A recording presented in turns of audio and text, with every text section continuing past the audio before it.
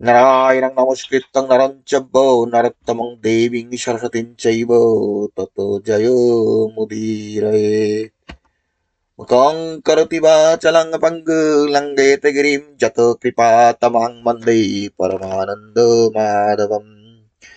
যদা যদা হি ধর্মস্য গ্লানির্ভবতি ভারত অভ্যুত্থানধর্মস্য তদাত্মনং সৃজাম্যহम्। পরিত্রাণায় সাধনাং বিনাশায় চ দুষ্কৃতাম ধর্ম সংস্থাপনার্থয় সম্ভবামি যুগে যুগে।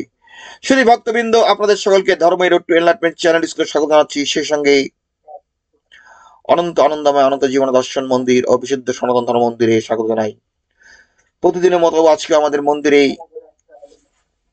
ভগবদ গীতা পাঠ এবং মন্ত্র পাঠ হচ্ছে। আমরা ইতিমধ্যে আমাদের বিভিন্ন দেবদেবীর মন্ত্র, ঈশ্বরের বিভিন্ন রূপের মন্ত্র পাঠ করেছি। এখন আমরা গীতার কিছু কতিপয় শ্লোক নিয়ে এবং গীতার কিছু সার্বিক তত্ত্ব, সনাতন সার তত্ত্ব নিয়ে আলোচনা করব। আমাদের স্কুল একটা বিশেষ মতবাদ প্রচার করে।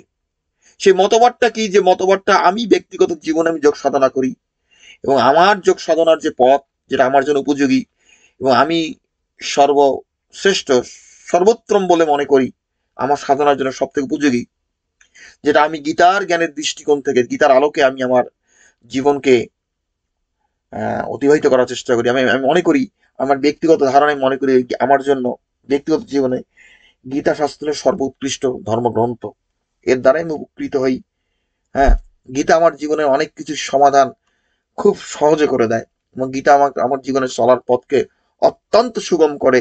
এবং আমি লক্ষ্য করছি, আমি যখন গীতার জ্ঞান মেনে চলি, আমার মনের মধ্যে যথেষ্ট আনন্দ।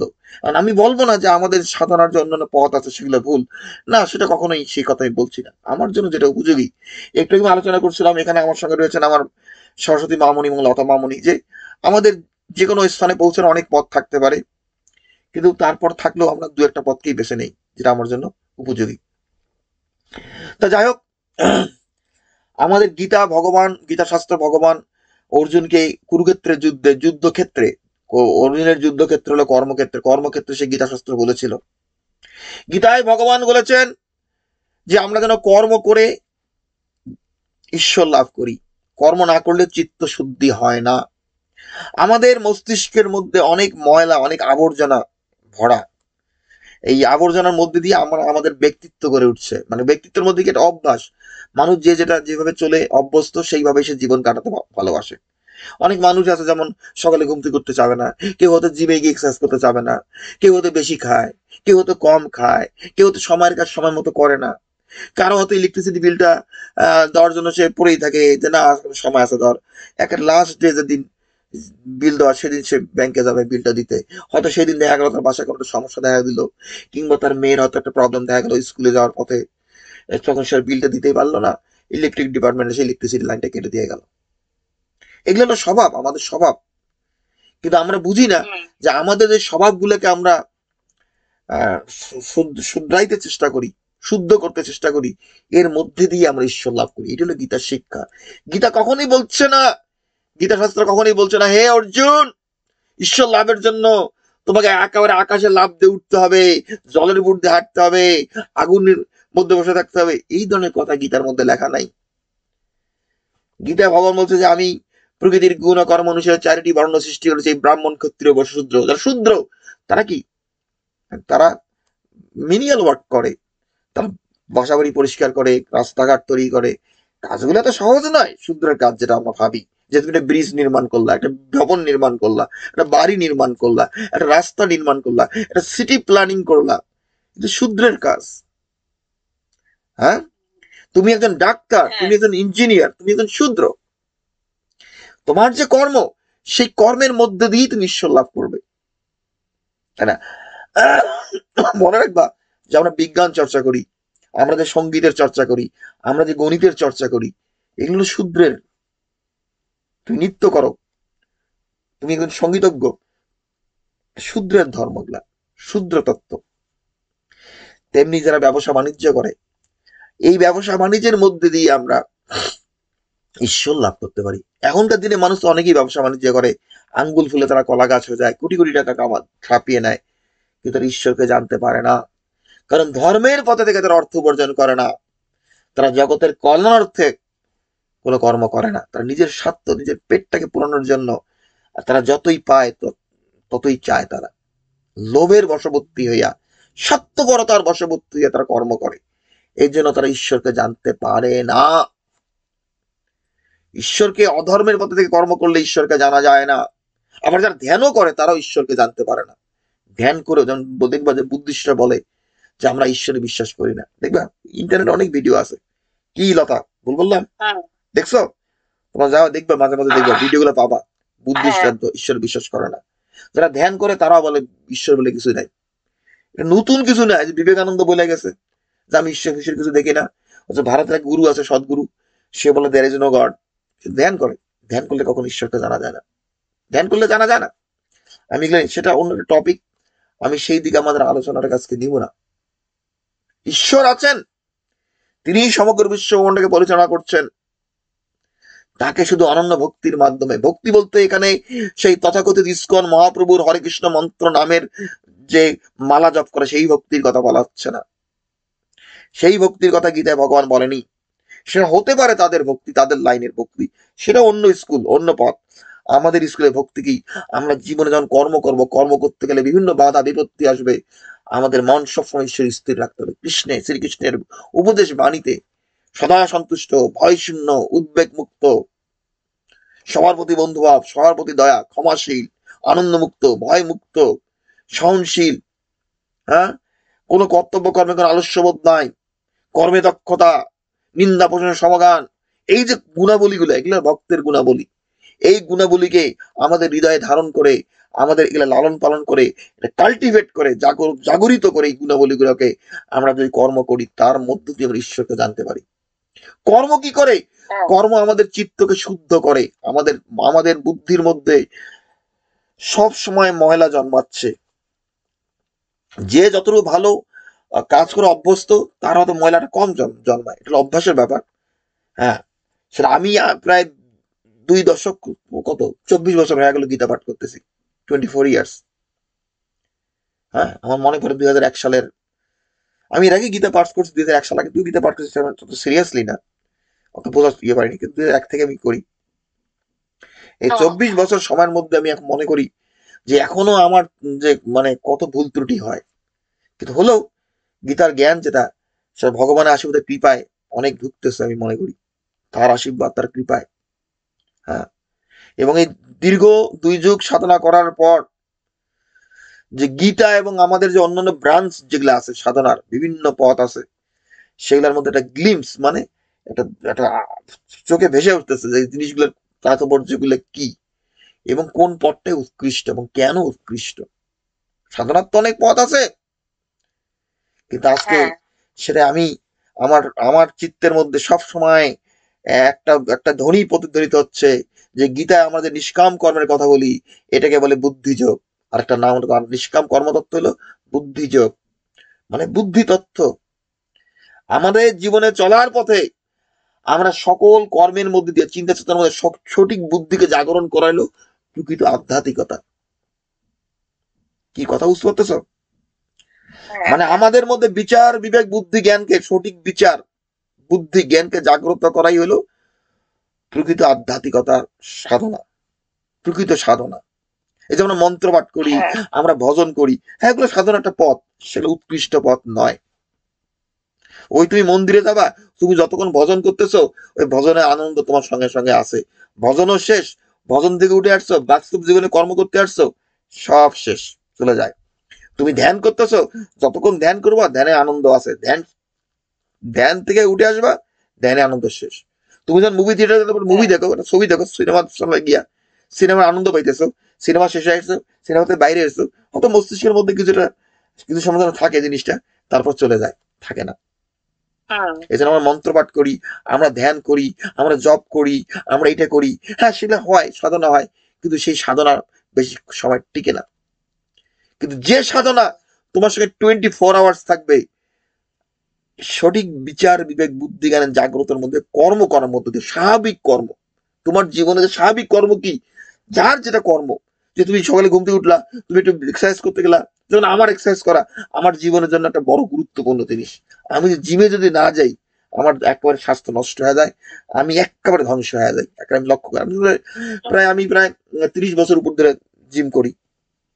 হ্যাঁ, কিন্তু ওয়েস্টার্নরা যারা জিম করে আর আমার জিমের মধ্যে অনেক পার্থক্য আছে। ওরাও জিম করে, তারাও জিম করে, কিন্তু তারা ঈশ্বরকে জানতে পারবে না। আমি যে কর্ম করব, আমার কর্মের মধ্যে আমি ঈশ্বরকে জানতে পারবো। কারণ কি, আমার মধ্যে আমার মেন্টাল স্টেট, মানুষ যে কর্ম করে, কর্ম করার সময় একটা মনে একটা ভাব থাকে, সেই ভাবের মধ্যে অহংকার থাকে, আত্মহমিকা থাকে, গর্ব থাকে, নিষ্ঠুরা থাকে, স্বার্থপর থাকে, তার মধ্যে সে ঈশ্বরকে জানতে পারবে না। সে জানতে পারবে না। ভগবানের প্রকৃত ভক্তের ভাব নিয়ে তুমি যে কোনো কর্মই করো, তার মধ্যে তুমি সেই পরমেশ্বরের কাছে পৌঁছে যাবে। কি কথা বুঝতে পেরেছো? হ্যাঁ, তা আমার কিন্তু মাঝে মাঝে কিন্তু জিম বন্ধ হয়ে যায়, কিন্তু সত্যি কথাই, যে আমি গত 2 সপ্তাহ জিমে যাইনি, জানো? ক্ষতিকর তো, আমি জানি তো এগুলা। একবার যদি বন্ধ হয়ে যায়, আমার যাওয়া বন্ধ হয়ে যায়। এবং এটা কারণ, বন্ধ হওয়ার কারণ কি?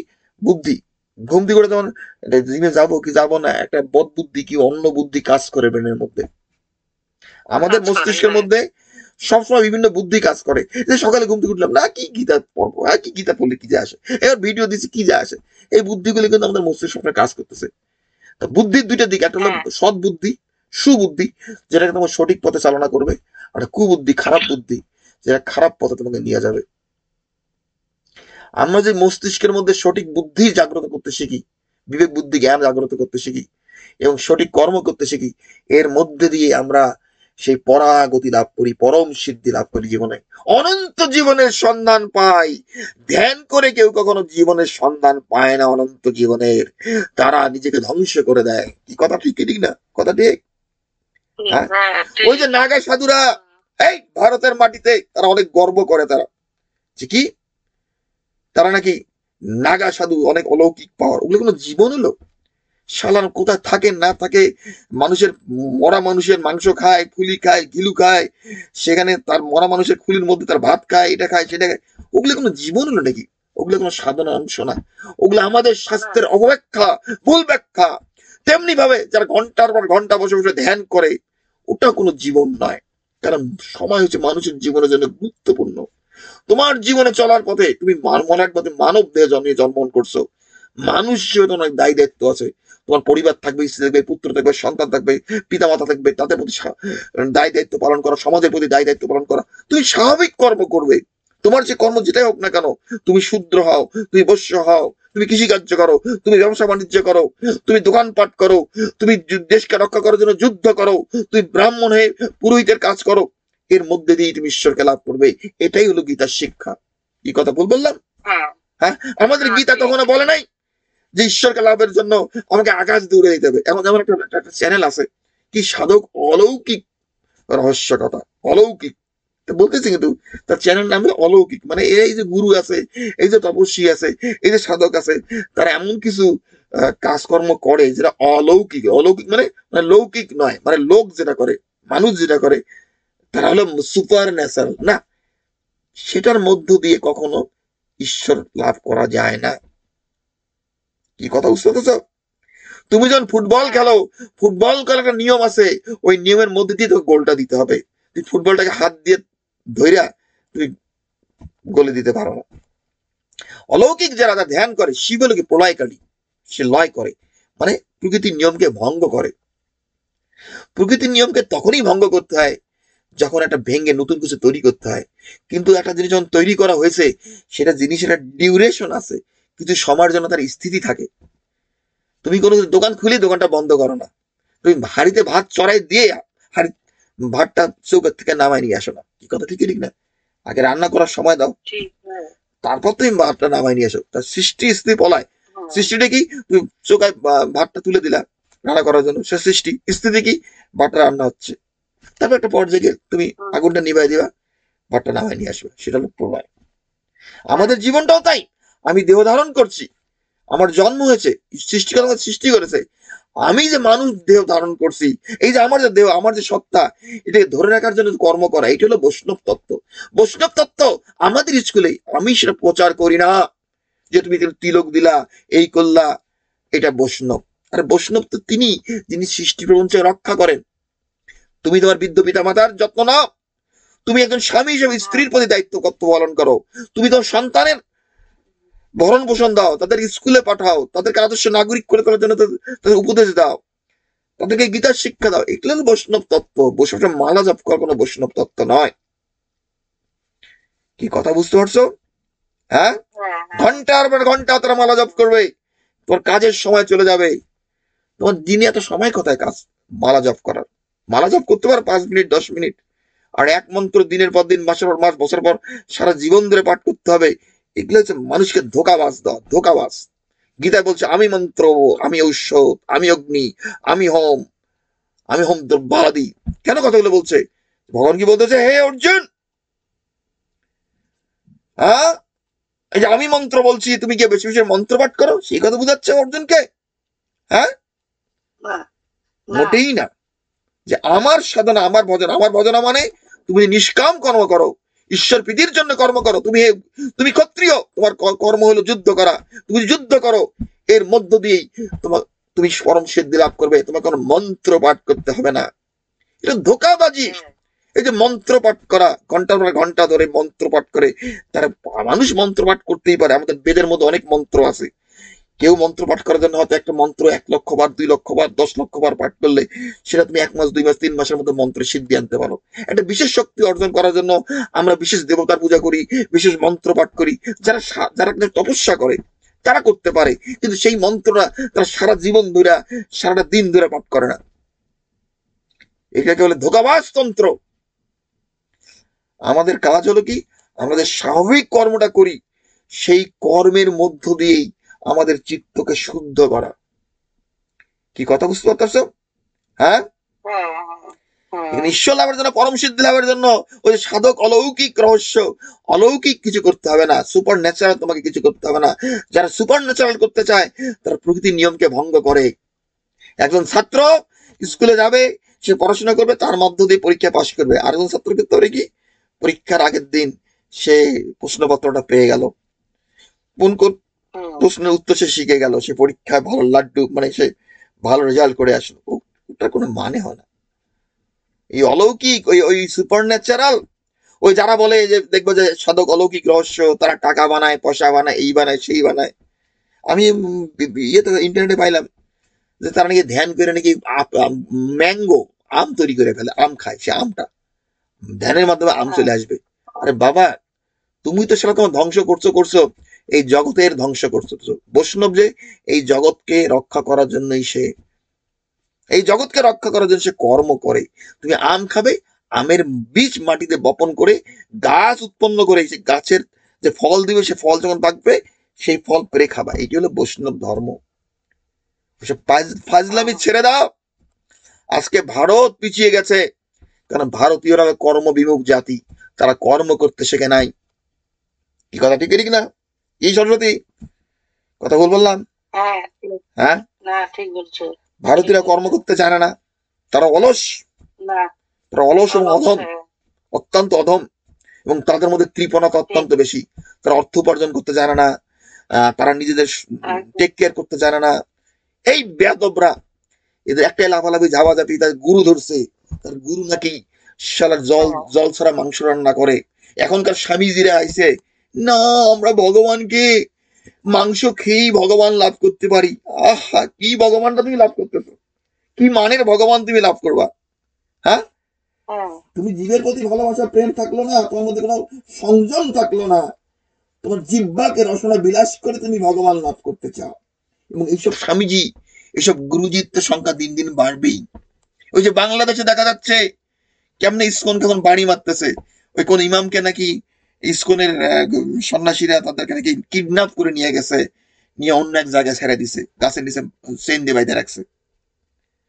হ্যাঁ, এখন ভগবান জানে এটি সত্য না মিথ্যা, আমি জানি না, কিন্তু আমার দৃষ্টিতে বলে যে ইসকনের সন্ন্যাসীর কোন সামর্থ্য শক্তি নাই যে একটা মসজিদের ইমাম রে তারা কিডন্যাপ করে নিয়ে তার বাইরে রাখবো, চেন দিয়ে এই করবো, তাদের তার উপর অত্যাচার করবো। এগুলা সব বানোয়াট জিনিস, আমার বিচার বুদ্ধিতে বলে এগুলা বানোয়াট। এগুলা ইসকনকে, হিন্দুদেরকে দমায় রাখার জন্য এগুলা তারা করে। কিন্তু আমার কথা কি, যে ইস্কনিরা ভাবে যে তারা মালা যা, তারা মনে করে তারা মালা জপ করেই তারা ভগবান লাভ করবে। হায় রে, হরে কৃষ্ণ মন্ত্র পাঠ করলাম, আমি একটু মুসলমানদের আল্লাহর একটু প্রশংসা গুণগান গাইলাম, তাদের পাচা একটু চুমু মারলাম, তারা আমাকে ছাড় দিয়ে দিবে। ইস্কনিরা সবসময় আমাদের মা কালীর নিন্দা করছে। যেমন প্রভুপাত, এই বদমাইশ লোক, সে বলে গেছে যে আমরা নাকি বিদঘুটে কালীর উপাসনা করি। বিদঘুটে কালী হলো বিদঘুটে একটা প্রকৃতির, গণেশ হলো ডেমিগড, দুর্গা হলো ডেমিগড। কিন্তু তিনি বলে গেছেন যে কৃষ্ণের পূজা করা আল্লাহর পূজা করা এক জিনিস, কৃষ্ণের পূজা করা জিসাসের পূজা করা এক জিনিস। কারণ উনি খ্রিস্টানদের বিরুদ্ধে কিছু বলবেন না, কারণ বললে পারে ওনার ওনার তো লাথি মেরে বাইর করে দিত, আমেরিকার থেকে বাইর করে দিত। ধর্ম প্রচার করতে পারতে কেন, পারতো না। এবং তারা মনে করে যে তাদের পাচার মধ্যে চুমু মারলে তারা মনে হয় তোমাকে একটু আইসা একটু ইয়ে করবে, তোমাকে ছাড় দিয়ে দিবে। না, তারা ছাড় দিচ্ছে না, ছাড় দিচ্ছে না। আমাদের শাস্ত্র বলছে যে সবাইকে কর্মের ফল ভোগ করতে হয়। সমাজে ধর্মকে প্রতিষ্ঠা করার জন্য, ল অ্যান্ড অর্ডার, আইন শৃঙ্খলাকে রক্ষা করার জন্য তোমাকে এক শ্রেণীর লোকের দরকার। এবং যারা ক্ষত্রিয়, সেটা ক্ষত্রিয়রা সমাজের নিয়ম শৃঙ্খলা রক্ষা করবে এবং তাদের ভরণ পোষণ সমাজের অন্যান্য যারা মানুষ আছে, অন্যান্য বর্ণ, তারা সেটা পে করবে। আমরা যখন রাষ্ট্রকে ট্যাক্স দেই, কর দেই, তার মাধ্যমে তাদের জীবন জীবিকা তার নির্ভর করা হয়। এর অর্থ হলো পৃথিবীতে কোনো কিছু মাগনা ফ্রি আসে না, ফ্রি আসে না। তুমি হরে কৃষ্ণ মন্ত্র বসে বসে পাঠ করবা, আর তোমার জীবনের নিরাপত্তা রাষ্ট্র যে দিবে সেটা মাগনা আসবে না, তার জন্য তোমাকে ট্যাক্স দিতে হবে। তারা গীতার নিন্দা করে গেছে। তারা বলে যে গীতা শাস্ত্র যুদ্ধক্ষেত্রে বলা হয়েছে আমরা সেই সুদর্শন চক্রধারী কৃষ্ণের আমরা পূজা করি না, সেই কৃষ্ণকে আমরা মানি না, আমরা শুধু বংশীওয়ালা কৃষ্ণকে মানি। এখন দেখো, বংশীওয়ালা কৃষ্ণের পূজা করো, হরে কৃষ্ণ করো, কি অপবাদ তোমাদের বিরুদ্ধে দিচ্ছে। কি কথা ঠিক কি ঠিক না? তারা নাকি সেই ইমামরে ধরে নিয়ে গিয়া তার গায়ের মধ্যে নাকি কি দিছে, বিষাক্ত ঔষধ ঢুকাইছে। তারা কয়েকদিন বাইন্দা রাখছিল, কি করছিল না করছিল, কত নির্যাতন করছে।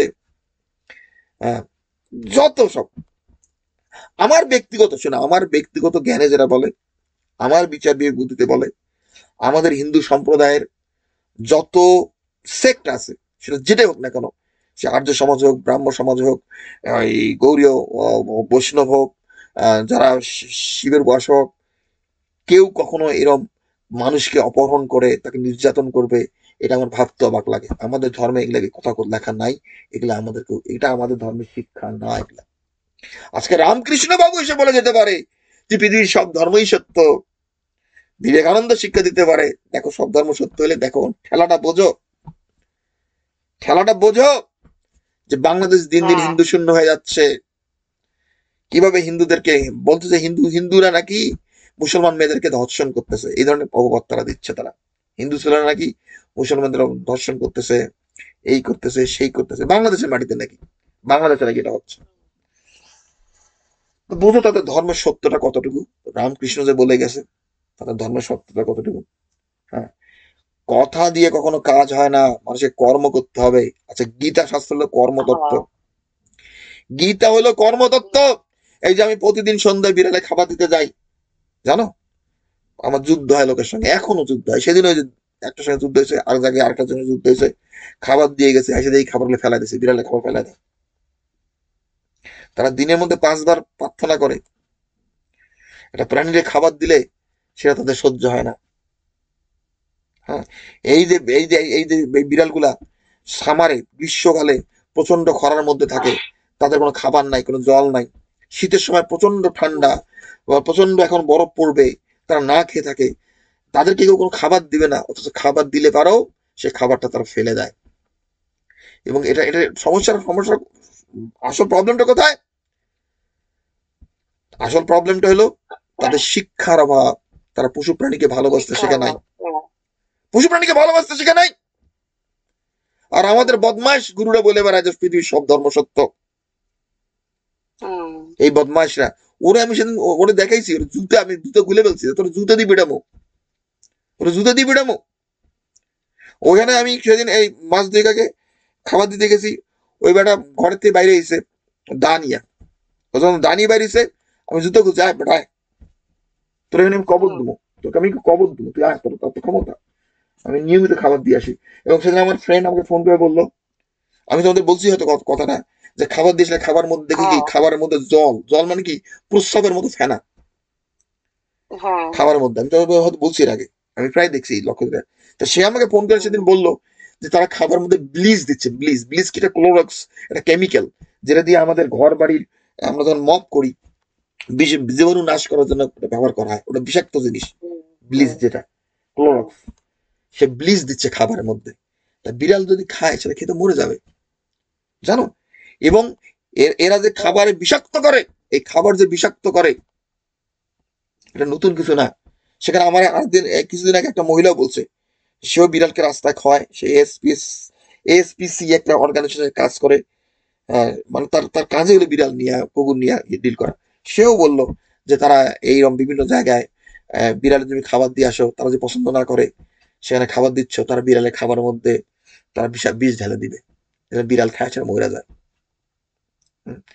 এখন আমার কথা, আমার গীতা বলছে, যে ভগবান বলছে যে আমার কর্মেই তোমার অধিকার। আমি সবসময় প্রার্থনা করি ভগবানের কাছে এই বিড়ালগুলোর জন্য কোনো ক্ষতি না হয়, প্রথমত। দ্বিতীয়ত, ওরা জানে যে তুমি যদি বিষ ঢেলে দাও, বিষ ঢেলে দাও, তোরা তুমি আর সেখানে যাবা না খাবার দিতে, ওরা জয়লাভ করে গেল। কিন্তু না, আমি খাবার ক্রমাগত প্রতিদিন দিয়ে আসি খাবার। হ্যাঁ। হ্যাঁ, এবং আমি যত খাবার দেবো আমার পুণ্যকর্ম হবে।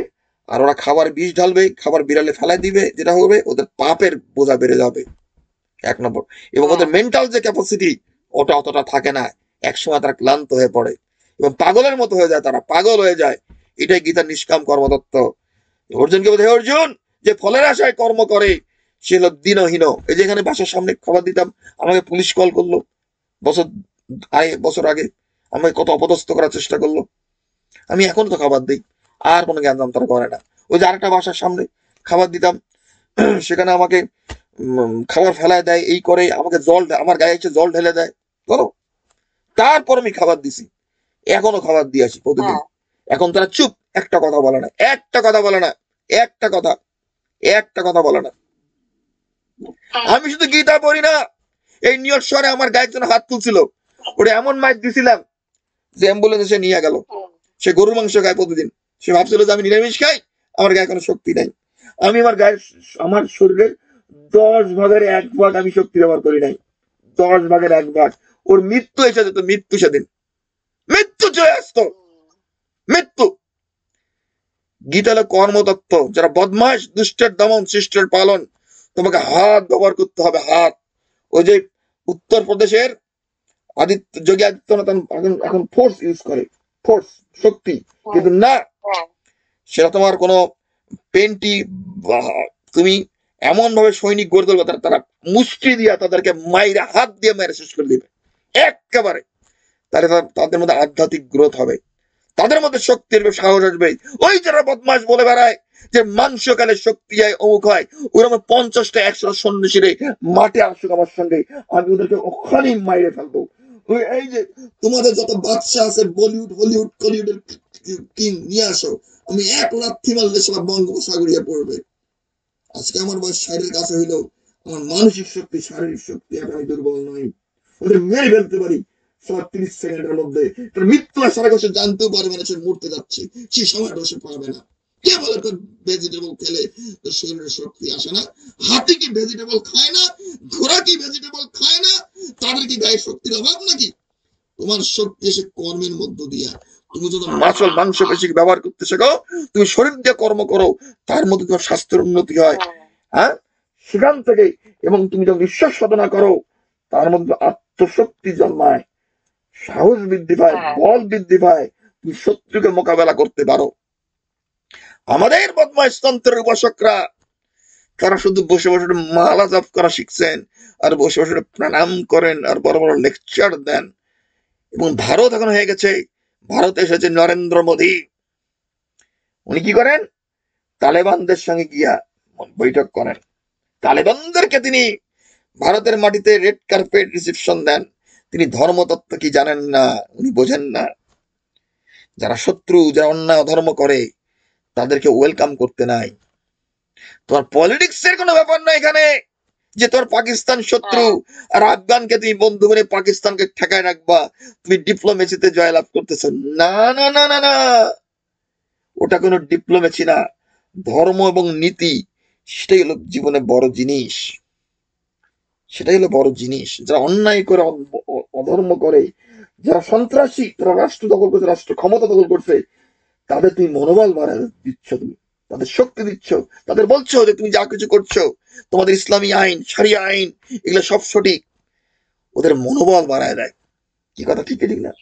কথা ঠিক? হ্যাঁ, ঠিক, হ্যাঁ, ভারতে ঠিক, মুসলমান, ঠিক, সারা পৃথিবী মুসলমান তো বিস্তৃতি লাভ করছে কেন? কারণ তারা যা কিছুই করে কেউ কোনো বাধা আসে না, ওদের মনোবল বেড়ে যায়। তারা ভাবে যে কি, তারা যেটা করতেছে সেটাই তারা তারা সঠিক পথে আছে। না না না, ঠিক, অন্যায় অধর্মকে নষ্ট করার জন্য তাদের মনোবল ভেঙে দিতে হবে, তাদের দেখাই দিতে হবে যে তুমি এটা রং করতেছো। তুই আফগানিস্তানে অমুক খনিজ সম্পদ আছে, তুমি ওখান থেকে আইনা তুমি অমুক ব্যাটারি তৈরি করবা, এই সেমি কন্ডাক্টর বানাইবা, তোর বিজনেসম্যান। আরে এখন রাষ্ট্র চালায় বিজনেসম্যানরা, বিজনেসম্যানরা। কথা ঠিক ঠিক না? আমেরিকার প্রেসিডেন্ট ডোনাল্ড ট্রাম্প, সে এন্টারপ্রেনিউর বিজনেসম্যান। নরেন্দ্র মোদী একটা বিজনেসম্যান। কি কথা ঠিক ঠিক না? কথা ঠিক। ঠিক, হ্যাঁ, রাষ্ট্র চালাবে ক্ষত্রিয়, ঠিক, রাষ্ট্র চালাবে ক্ষত্রিয়। এটা ব্যবসায়িক কাজ না হুম, রাষ্ট্র চালানো। এটা ব্যবসায়ীর, রাষ্ট্রের কাজ না যে কোন কোম্পানি বেশি পয়সা কামাইলো, কোনটা কম কামাইলো, কার এত অমুকের সোশ্যাল বেনিফিট। এটা তো ওয়েস্টার্ন থিঙ্কিং। তুমি যদি রাষ্ট্রে ধর্মকে প্রতিষ্ঠা করো, রাষ্ট্রের ন্যায় প্রতিষ্ঠা করো, মানুষকে পরিশ্রমী করে তোলো, মানুষকে জ্ঞানী বুদ্ধিমান করে তোলো, তারা তাদের যে খাদ্য, বস্ত্র, বাসস্থান, মা লক্ষ্মীর সবকিছুই তারা অর্জন করতে পারবে। মানুষ যখন সমাজের ধর্ম থেকে ন্যায় থাকে, তখন তারা সুখী থাকে, তারা সৃজনশীল হয়। ভগবান রামচন্দ্রের সময় তার রাজ্যে, তার রাজ্যে কখনই কোনো রোগ ব্যাধি হতো না মানুষের, কেউ মরতো না, কোনো মৃত্যু ছিল না। উনি গিয়া সর ঘরের মধ্যে টাকা পয়সা স্বর্ণ গিলে দিয়ে আসেন নাই। কারণ কি, উনি ধর্ম প্রতিষ্ঠা করছিলেন, উনি ধর্মকে মানতেন, তাই না? আর এখনকার কি হুম, ব্যবসায়ীরা ভোটের জন্য কয় যে না, তোমার হুম, এইটাই মাফ করে দেবো, তোমার স্টুডেন্ট লোক মাফ করে দেবো, তুমি এখন ফ্রি পয়সাতে ফ্রিতে ট্রেনে যাতায়াত করতে পারবা। এগুলো এই যুগের পলিটিশিয়ানরা করে ভোট পাওয়ার জন্য, ভোট ব্যাংকের জন্য। হুম, এগুলো কোনো রাষ্ট্রের নীতি হতে পারে না, রাজ্যের নীতি হতে পারে না। এগুলো জঘন্যতম জিনিস। মানুষকে ভিক্ষা বৃত্তিতে উদ্বুদ্ধ করা, ভিক্ষুক ভিক্ষুক করে করে তোলা। কেন তুমি সেটা বিনা পয়সায় গাড়িতে চলবা? গাড়িতে ওটা রেল ডিপার্টমেন্ট আছে, বাস ডিপার্টমেন্ট আছে, সে বাসগুলো রক্ষণাবেক্ষণ করা, বাস ড্রাইভারের বেতন দেওয়া, এগুলো তো পয়সার দরকার। তুমি বিনা পয়সা, সে পয়সাটা আসবে কোথেকে? এগুলো মানুষের ধোকাবাজ যাচ্ছে না, ধোকাবাজ। তাই বলছি যে ভারতের মাটিতে আজকে ভারত, তাদের মধ্যে কি ইউএস, কি ইন্ডিয়ান নেভি, এয়ারফোর্স, এত শক্তি, এগুলোর কোনো প্রয়োজন নাই, হুম, কোনো না, প্রয়োজন নাই। প্রয়োজন ধর্ম এবং নীতির। এখনো ভারতের শিশুরা না হুম, খেয়ে ঘুমোতে যায়, তাদের পেটে খাবার নাই। কি কথা ভুল বললাম? যাচ্ছে? ঠিক, হ্যাঁ, ঠিক, তুমি হ্যাঁ, চাঁদে যাও, অমুক জায়গায় যাও, এই হ্যাঁ, করো সেই করো, এসব তাফালিং ছেড়ে দাও, তাফালিং হুম, ছেড়ে দাও। মানুষকে ন্যায় নীতি ধর্মের দিকে চালনা করো। আজকে আমরা গীতার কিছু হুম, কয়েকটা শ্লোক আমরা আলোচনা করব। মনে রাখবা, গীতায় ভগবান 700 শ্লোক বলে গেছে। অনেকে ধারণা যে গীতা জানতে হলে, গীতা সাধনা করতে হলে আমাকে শ্লোক বাই শ্লোক যাইতে হবে, এগুলো ভুল কথা। গীতা ভগবান যোগতত্ত্ব ব্যাখ্যা করে গেছেন, এবং ভগবান যে পর্যায়ে যেভাবে ব্যাখ্যা করতেছিলেন, সেখানে অর্জুন বিভিন্ন সময় তাকে বাধা দিয়ে আটকাইছে, তাকে থামাইছে, এটা প্রশ্ন করছে, হুম, সেটা প্রশ্ন করছে। এবং অর্জুনের যে প্রশ্ন, যে প্রত্যেকটা কারেক্ট প্রশ্ন অথবা রেলিভেন্ট তাও না। আসলে অর্জুন না থেকে আমি থাকতাম, আমি হতো যে প্রশ্ন করতাম, গীতার হাতে স্ট্রাকচারটা অন্যরকম হইতো। নিষ্কাম কর্মদত্ত সে বলে দিত। হুম, হ্যাঁ, সে যে 18 অধ্যায় বলবে, 700 শ্লোক বলে বলবে, এগুলো কোনো কথা না। যে অনেকের গীতা পড়ে, চণ্ডী পড়ে, চণ্ডীর মধ্যে 700 শ্লোক আছে, গীতার মধ্যে 700 শ্লোক আছে, এগুলো বললাম বোকাস জিনিস এগুলা।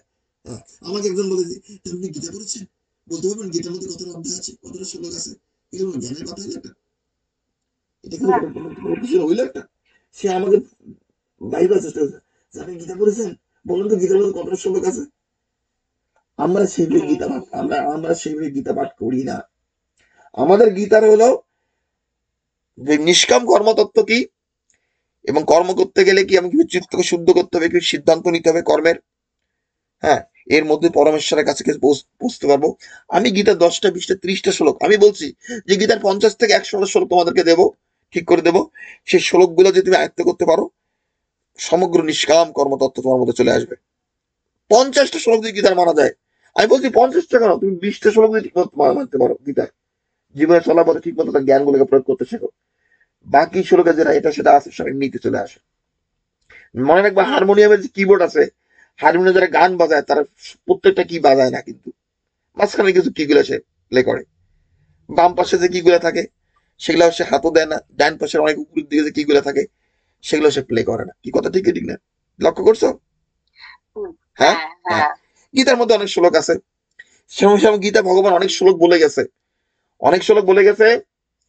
সেটা ভগবান গীতাকে সন্ন্যাস যোগ, যেটা মানে সাধু সন্ন্যাসী, সেটাকে কাউন্টারাক্ট করার জন্য, আমরা যেন সন্ন্যাসী না হয়ে যাই, সেই সেই কথাগুলা সেটা কাউন্টারাক্ট করার জন্য সে অনেক শ্লোক বলে গেছে। সেগুলা আমাদের জন্য অনেক সময় প্রযোজ্য নাও হতে পারে সেই শ্লোকের বাণীগুলা, কারণ আমরা কর্ম করি, আমরা কখনই কর্ম ত্যাগ হুম, করতেছি না।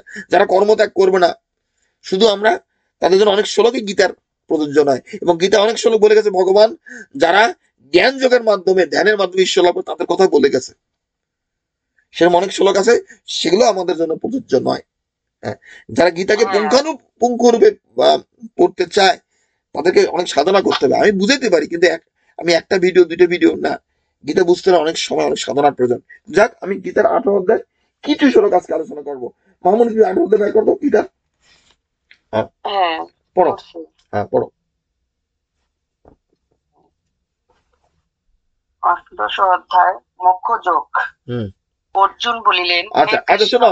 অষ্টাদশ অধ্যায়, এই জিনিসগুলো বলে দিয়ে গেছে। শোনো, গীতা যখন ভগবান অর্জুনকে বলছিল, সে কখনো বলেন যে হে অর্জুন, আমি তোকে প্রথম অধ্যায় বলতেছি এই বিষাদ যোগ, এই দ্বিতীয় অধ্যায় বলতেছি সাংখ্য যোগ, এগুলো মানুষ পরে ঢুকেছে এই জিনিসগুলো। হ্যাঁ, কথা বুঝছো তো? এবং অষ্টাদশ অধ্যায় মানে একেবারে মোক্ষ, অন্য অধ্যায় মোক্ষ না, এগুলো এগুলো এগুলো এগুলো এগুলো কোনো কথা না। যাক, পড়ার খাতিরে পড়তেছে হ্যাঁ, পড়ো, এগুলো এগুলো আমাদের স্কুলের জন্য প্রযোজ্য নয়। যে আমাদের অষ্টাদশ অধ্যায় মানেই হ্যাঁ, মোক্ষ যোগ, এই অষ্টাদশ অধ্যায় পাঠ করলেই আমি মোক্ষ লাভ করবো, আর 17 অধ্যায় আমার মোক্ষ হইব না, এগুলো ভুল শিক্ষা গীতার। যারা এইভাবে চিন্তা করে তারা গীতা হ্যাঁ, শাস্ত্র বোঝে না। কথা বুঝতে পারতেছ? তা যাক, গীতার শ্লোকগুলো হ্যাঁ। পড়ো, প্রথম প্রথম শ্লোকটা পড়ো। হুম। অর্জুন বলিলেন, হ্যাঁ, হে কৃষ্ণ, হে মহিকেশ, সন্ন্যাস ও ত্যাগের বিষয় কি পার্থক্য মহিকেশ না, ঋষিকেশ, আমি ঋষিকেশ। জানিতে ইচ্ছা করি। হ্যাঁ, ঋষিকেশ, হ্যাঁ, হ্যাঁ। হুম। সন্ন্যাস ও ত্যাগের মধ্যে পার্থক্য কি? এখানে সন্ন্যাস বলতে আগেকার দিনে মানুষ এখনো যেটা আছে, যে ভারতীয় আধ্যাত্মিকতা হলো কি, সন্ন্যাস বাদের দ্বারা, মানে যেটা ডমিনেটিং ফ্যাক্টর, যেটা যেটা খুবই মানে প্রভুত্ব করতেছে আমাদের ভারতীয় আধ্যাত্মিকতায়, যে মানুষ সন্ন্যাস হয়ে যায়, তারা ঘর বাড়ি ত্যাগ করে, তারা বিয়ে শাদী করে না, তারা গেরুয়া বসন পরে, তারা বইবা ধ্যান করে, তারা প্রাণায়াম করে, এদের আধিপত্যটা বেশি। এটা আজকে কথা না, হুম, এটা ক্রমাগত হয়ে আসতেছে ভারতের আধ্যাত্মিকতায়। কিন্তু এটা পথ, আমাদের মনে রাখবা, এটা সাধনার সর্বোৎকৃষ্ট পথ নয়, এটা ভুল পথ। প্রকৃতপক্ষে এটা একটা ভুল পথ। এই ভুল পথটাই আমাদের ভারতের মানুষের জীবনের, জনজীবনের জন্য একটা ক্ষতির কারণ দাঁড়াইছে এই সন্ন্যাসীগুলা, এবং তাদের শিক্ষা, তাদের জ্ঞান, তাদের উপদেশ, সেটা যেই হোক না কেন, সেই চৈতন্য মহাপ্রভু বলো, ওই রামকৃষ্ণ বলো, ওই বিবেকানন্দ বলো, ওই অনুকূল বাবু বলো, ওই গৌতম বুদ্ধ বলো, এই তোমার ব্রাহ্ম সমাজ বলো, আর্য সমাজ বলো, তাদের যে শিক্ষা, এটা পুরোটাই রং। গীতার দৃষ্টিকোণ থেকে যারা গীতা বুঝবে, এগুলো ভুল শিক্ষা। তারা মনে করে যে আমি বিয়ে শাদী করলাম না, ঘর্ষণা ত্যাগ করলাম, বইবে ধ্যান করলাম, প্রাণায়াম করলাম, আমি সাধু হয়ে গেলাম, সন্ন্যাসী হয়ে গেলাম। এইটা সর্বোৎকৃষ্ট পথ নয় সাধনার। এখানে অর্জুন কৃষ্ণকে জিজ্ঞাসা করছে, হে অর্জুন, ভগবান, ত্যাগ এবং সন্ন্যাসের মধ্যে পার্থক্য কি? ত্যাগ বলতে, সন্ন্যাস বলতে কি, তুমি এই যে সন্ন্যাসের মন্ত্র নিলা, ঘর বাড়ি ত্যাগ করলা, ব্যবসা বাণিজ্য ছেড়ে দিলা, বড় বড় চুল রাখলা, হ্যাঁ, তুমি নারী সঙ্গ করবা না, এটা করবা না, এটা সন্ন্যাস, সন্ন্যাসের মন্ত্র নেয়। আর ত্যাগ কি? আমরা যে কর্ম করি, কর্মের ফল ত্যাগটাই হলো প্রকৃত ত্যাগ। আমি সংসারে বিষয়ের থেকে আমি ত্যাগী হতে পারি, আর আমি সন্ন্যাসী হয়েও ভোগী হইতে পারি। যারা গীতা 3 অধ্যায় ভগবান বলতেছে যে কিছু কিছু সন্ন্যাসী আছে, যারা বাইরে ইন্দ্রিয়গুলা সংযত করে মনে মনে রূপরস পরিগ্রহ ভোগ করে, বলছে না, তাকে মিথ্যাচারী ভণ্ড বলিয়া জানিবে। হ্যাঁ, কারণ কি, তাদের ত্যাগটা হলো বাইরের ত্যাগ, কিন্তু ভিতরে ভিতরে তাদের মনটা বিষয়ের মধ্যেই পড়ে থাকে। ভগবান বলতেছে, হে অর্জুন, তুমি বিষয়ের মধ্যেই থাকো, তোমাকে বিষয় ত্যাগ করতে হবে না, তোমাকে ভোগও ত্যাগ করতে হবে না, তোমাকে আসক্তি ত্যাগ করতে, ভোগের প্রতি যে আসক্তি, সেটা ত্যাগ করো। বিষয়ের প্রতি যে আসক্তি, মোহ, সেটা ত্যাগ করো, বিষয়ের মধ্যেই থাকো। তুমি কর্ম করো, শুধু কর্মের ফলটা ত্যাগ করো। তাই এই কথা এখন অর্জুনকে বলবে যে ভগবান, যে আমাদের যে কর্তব্য কর্ম আছে সেই ত্যাগটাকেই সেটাকে ছেড়ে দেয় হলো সন্ন্যাস। আগেকার দিনে সন্ন্যাসীরা তারা যজ্ঞ করতো না, দান করতো না, তপস্যা করতো না, পিতৃপুরুষ মাতৃপুরুষকে তর্পণ করতো না, পিতা মাতার সেবা শুশ্রূষা করতো না, স্ত্রী পুত্রের সন্তানের কোনো দায় দায়িত্ব নিত না। এইটাই হলো সন্ন্যাস তাদের। কিন্তু গীতা বলতে হচ্ছে যে না, প্রকৃত সন্ন্যাসী সেই যেখানে বিষয়ের মধ্যে থেকে থেকে কর্ম করে কর্মের ফল ত্যাগ করে, সেই হলো প্রকৃত ত্যাগী। গীতার সন্ন্যাস হলো যে সুখ দুঃখ, যা দেশ আসক্তি নাই, যা সুখ দুঃখ এই দুইয়ের প্রতি বিরুদ্ধ ভাব নাই, সেই হলো নিত্য সন্ন্যাসী। পঞ্চম অধ্যায় ভগবান বলছে না? হ্যাঁ, আমার কর্তব্য কর্ম করতে গিয়ে আমার যেরকম দেশ আসক্তি না থাকে। দেশ আসক্তি কি? Like and dislike. আমি বলতে পারি না যে না আমি ভাত রান্না করবো না, ভাত রান্না করতে ভালো লাগে না, আর আমি জিমে যাবো না, জিমে যেতে ভালো লাগে না, না আমি ফুটবল খেলতে ভালোবাসি, ফুটবল খেলবো, আমি নাচতে ভালোবাসি না, আমি নাচবো না। তোমার যারা কর্তব্য কর্ম সেটা করতে গিয়ে দেশ আসক্তি থাকবে না। তোমাদের সকালে ঘুম থেকে উঠতে হয়, ঘুম থেকে উঠতে কর্তব্য কর্ম তুই পছন্দ করো আর অপছন্দ কর, তুই ঘুম থেকে উঠবি ভাই। কি কথা ঠিক ঠিক না?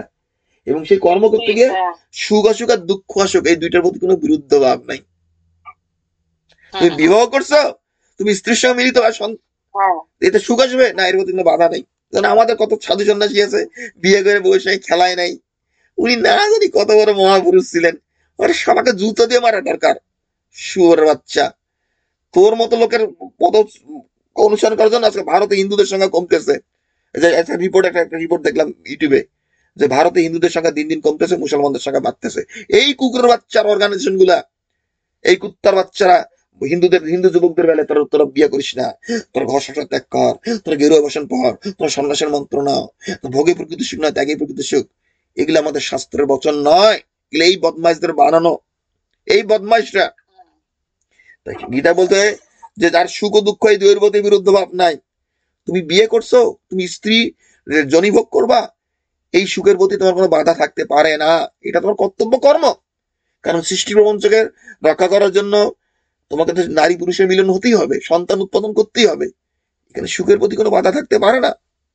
বরঞ্চ আমাদের শাস্ত্র বলছে যে তুমি ভোগ করো, ভোগ করলে পারে তোমার ভোগে কখনো ঈশ্বর পথে বাধা নয়। ভোগ, অধর্ম, অন্যায়, আসক্তি, কর্তব্য অবলা, এগুলোই হলো তোর ঈশ্বর পথে বাধা। এই ফাজিলরা তারা যুদ্ধ করে গেছে উল্টা জায়গায়, তারা যুদ্ধক্ষেত্রে গিয়ে প্রকৃত শত্রুকে চিহ্নিত করতে পারে না, তাদের গিয়ে পাশায় চুমু দেয়, তাদের প্রশংসা করে, তাদের গুণগান গায়, তাদের জয়গান গায়। অধর্মের পথ তারা বেছে নেয়, তারা পলিটিক্স করে, আর আমাদের সমাজকে তারা পিছিয়ে ফেলে রেখে যায়। যার সুখ দুঃখ এই দুয়ের প্রতি বিরুদ্ধ ভাব নাই, যার দেশ আসক্তি নেই, সেই হল সন্ন্যাসী। আর আমাদের তথাকথিত সন্ন্যাসী কি?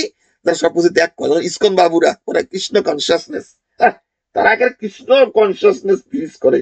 আরে সাতার কৃষ্ণ কনসিয়াসনেস, ওটা তোর ভগবান শিখায় যায়নি। বেয়াদব লোক কথাকার, তুমি ঘর বাড়ি ত্যাগ করো, পিতা মাতা ত্যাগ করো, ইঞ্জিনিয়ারিং ছেড়ে দাও, তুমি তুমি তুমি কত কাজকর্ম করো না, তুমি দূরবসন পড়ো, এটা কৃষ্ণ কনসিয়াসনেস নয়, এটা কৃষ্ণের শিক্ষা নয়। তুমি কর্ম করেই তুমি ঈশ্বরকে লাভ করবে, এইটা হলো কৃষ্ণ কনসিয়াসনেস। কি কথা বুঝো? হ্যাঁ, অর্জুন যুদ্ধক্ষেত্রে গেছে, তুমি কর্মযোগী, কর্ম করো, এটাই এটাই গীতার শিক্ষা। তুমি একজন ইঞ্জিনিয়ার, ইঞ্জিনিয়ারিং যে ডিউটি আছে সেটা এক্সিকিউট করেই তুমি ঈশ্বর লাভ করবে। তুমি ডাক্তার, রোগীর সেবা করেই তুমি ঈশ্বর লাভ করবে, এইটাই হলো তোমার প্রকৃত সন্ন্যাস। কারণ তুমি যার সেবা করতেছো, তাকে শোষণ করতেছো না। কারো সেবা করা আর কাউকে শোষণ করা দুই এক জিনিস না। কথা ঠিক ঠিক না? এই বদমাইশরা কি করে, যখন অর্থ উপার্জন করতে যায়, মানুষের কেমনে কামড়ায় খাবে, তাদেরকে ছিঁড়ে খাবে, তাদেরকে তাকে শোষণ করবে, তার মানি ব্যাগের যে শেষ মানে পেনিটা আছে সেটা বের করে নিবে। এই মন মানসিকতা নিয়ে তারা যায়, তারা পয়সাও কামায়, পরে তারা সুখী না। তারা বলেছে না আমি এখন সন্ন্যাসী হয়ে গেলাম, আমি এখন ভগবানের গণেশ সেবা করব। বেয়াদ্দপরা, এরা হলো বেয়াদ্দপ। এই বেয়াদ্দপরা আমাদের সমাজকে চালাচ্ছে, আমাদের সমাজকে পিছায় রাখতেছে হাজার হাজার কোটি কোটি বছর ধরে। এবং অন্য রিলিজনের যে মানে মলমূত্র পায়খানা, সেগুলো আমাদের ঘরে চাপায় দেয়। পৃথিবীর সব রিলিজন, সব সব সত্য। বেয়াদব, তুমি তত্ত্ব কথা বোঝো না? হ্যাঁ, ধর্ম একটাই। বিজ্ঞান বলে না যেটা, এটা ইউরোপিয়ান বিজ্ঞান, এটা সাদা মানুষের বিজ্ঞান, এটা খ্রিস্টান বিজ্ঞান। গণিতের মধ্যে কোথাও লেখা নাই যেটা মুসলিমদের বিজ্ঞান গণিত, হিন্দুদের গণিত। আরে ধর্ম কেমন আলাদা হয়? ধর্ম তো তত্ত্ব জিনিস। ধর্ম কি? জীবের সেবা করা, ঈশ্বরের প্রীতির জন্য কর্ম করা। হ্যাঁ, জগতের কল্যাণার্থে কর্ম করা, সেটা আলাদা হবে কেন? হ্যাঁ, স্থান কাল পাত্র ভেদে ধর্মটা ইউনিভার্সাল কনসেপ্ট, সর্বজনীন তত্ত্ব, সর্বজনীন তত্ত্ব। হ্যাঁ, গীতায় বলছে ধর্ম অমৃত কথাগুলা, যে কি মধ্যস্থা সর্বভূতানাং মাত্রই করণে বোঝা, যিনি কোনো ভূতে দেশ করেন না, যার কারো প্রতি তোমার শত্রু ভাব নাই, সবার প্রতি মিত্র ভাব।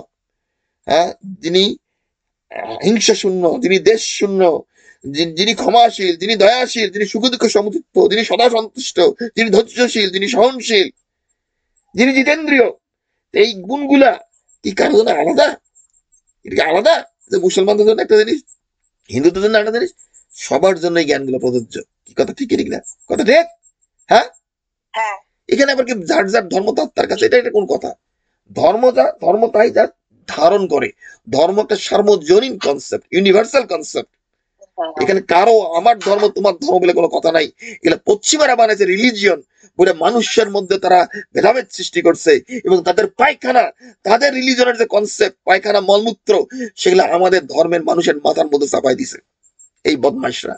হ্যাঁ, কি হ্যাঁ, রিলিজিয়াস টলারেন্স, হ্যাঁ, সাম্প্রদায়িক সম্প্রীতি। আর আর হিন্দুরা কখনো অসম্প্রীতির পথে যায় না। আমাদের সনাতন শাস্ত্র কখনো শিক্ষা দেয় না যে অমুককে তুমি ঘৃণা করো, সে অন্য জায়গার থেকে আসছে, সে দেখতো অন্যরকম। এগুলো আমাদের ধর্মতে কোথাও নাই। সাম্প্রদায়িক সম্প্রীতি বলে সনাতন শাস্ত্রে, সনাতন ধর্মে কোনো কথাই থাকতে পারে না। কারণ আমাদের শাস্ত্র শিক্ষা দেয় আমরা একটা কীট পতঙ্গকেও ভালোবাসি, তাদের জীবনের দিকে আমরা লক্ষ্য রাখি, তাদের প্রতিও আমরা কোনো হিংসাত্মক কোনো কর্মে লিপ্ত না হই। কি কথা ঠিক কি ঠিক না? হ্যাঁ, অহিংসা পরম ঠিক ধর্ম, হ্যাঁ, সর্বজীবে সমদর্শী। যাদের এই শিক্ষা হয় তাদের সাম্প্রদায়িক সম্প্রীতির দোহাই দিতে হবে কেন তাদেরকে? হিন্দুরা কি কারো কাঁচা পাচার মধ্যে আঙ্গুল দেয়? এই হিন্দু গুরু, এই বদমাসরা আমাদের মন্দিরে এসে আমাদের সঙ্গে ফাজলামি করে, তারা ধর্মের নামে, ধর্ম প্রচারের নামে। কি কথা ঠিক ঠিক না? হ্যাঁ, আর অন্য রিলিজনের মানুষের হ্যাঁ, মধ্যে গিয়ে তাদের পাশে চুমু দেয়। তারা মনে করে যে তাদের পাশে চুমু দিলে তারা তাদেরকে স্যালুট দিবে। হ্যাঁ, তাকে মনে একেবারে ছেড়ে দিবে না, তোমাকে ছাড়তেছে না। ওই দেখো বাংলাদেশে কি হচ্ছে, কি হচ্ছে কি দেখো, দেখো তোমরা। হ্যাঁ, গীতায় ভগবান অর্জুন যখন বললো যে ত্যাগের মধ্যে সন্ন্যাসের মধ্যে পার্থক্য কি, ভগবান বললো দেখ, ওই যারা আগে তৃতীয় অধ্যায়ে বলে দিছে, যারা ওই সন্ন্যাসী, ওই গেরুয়া বসন পরে, ওই মালা জপ করে, ওই ঘর বাড়ি ত্যাগ করছে, ওগুলো ভণ্ড। তাদের মধ্যে কোনো বিচার বুদ্ধি জ্ঞান নাই। তুমি সংসার থেকে কর্ম করো, এবং কর্ম ফলে যে ত্যাগ, কর্মের ফলকে ত্যাগ করাই হলো প্রকৃত ত্যাগ। এবং তারপর গীতায় বলতেছে, ভগবান বলতেছে, হে অর্জুন, ত্যাগ বিষয়ে আমার অভিমত শুনো। দান যজ্ঞ তপস্যা কখনোই ত্যাগ করতে নাই, কেননা সেটা মনীষীদের পর্যন্ত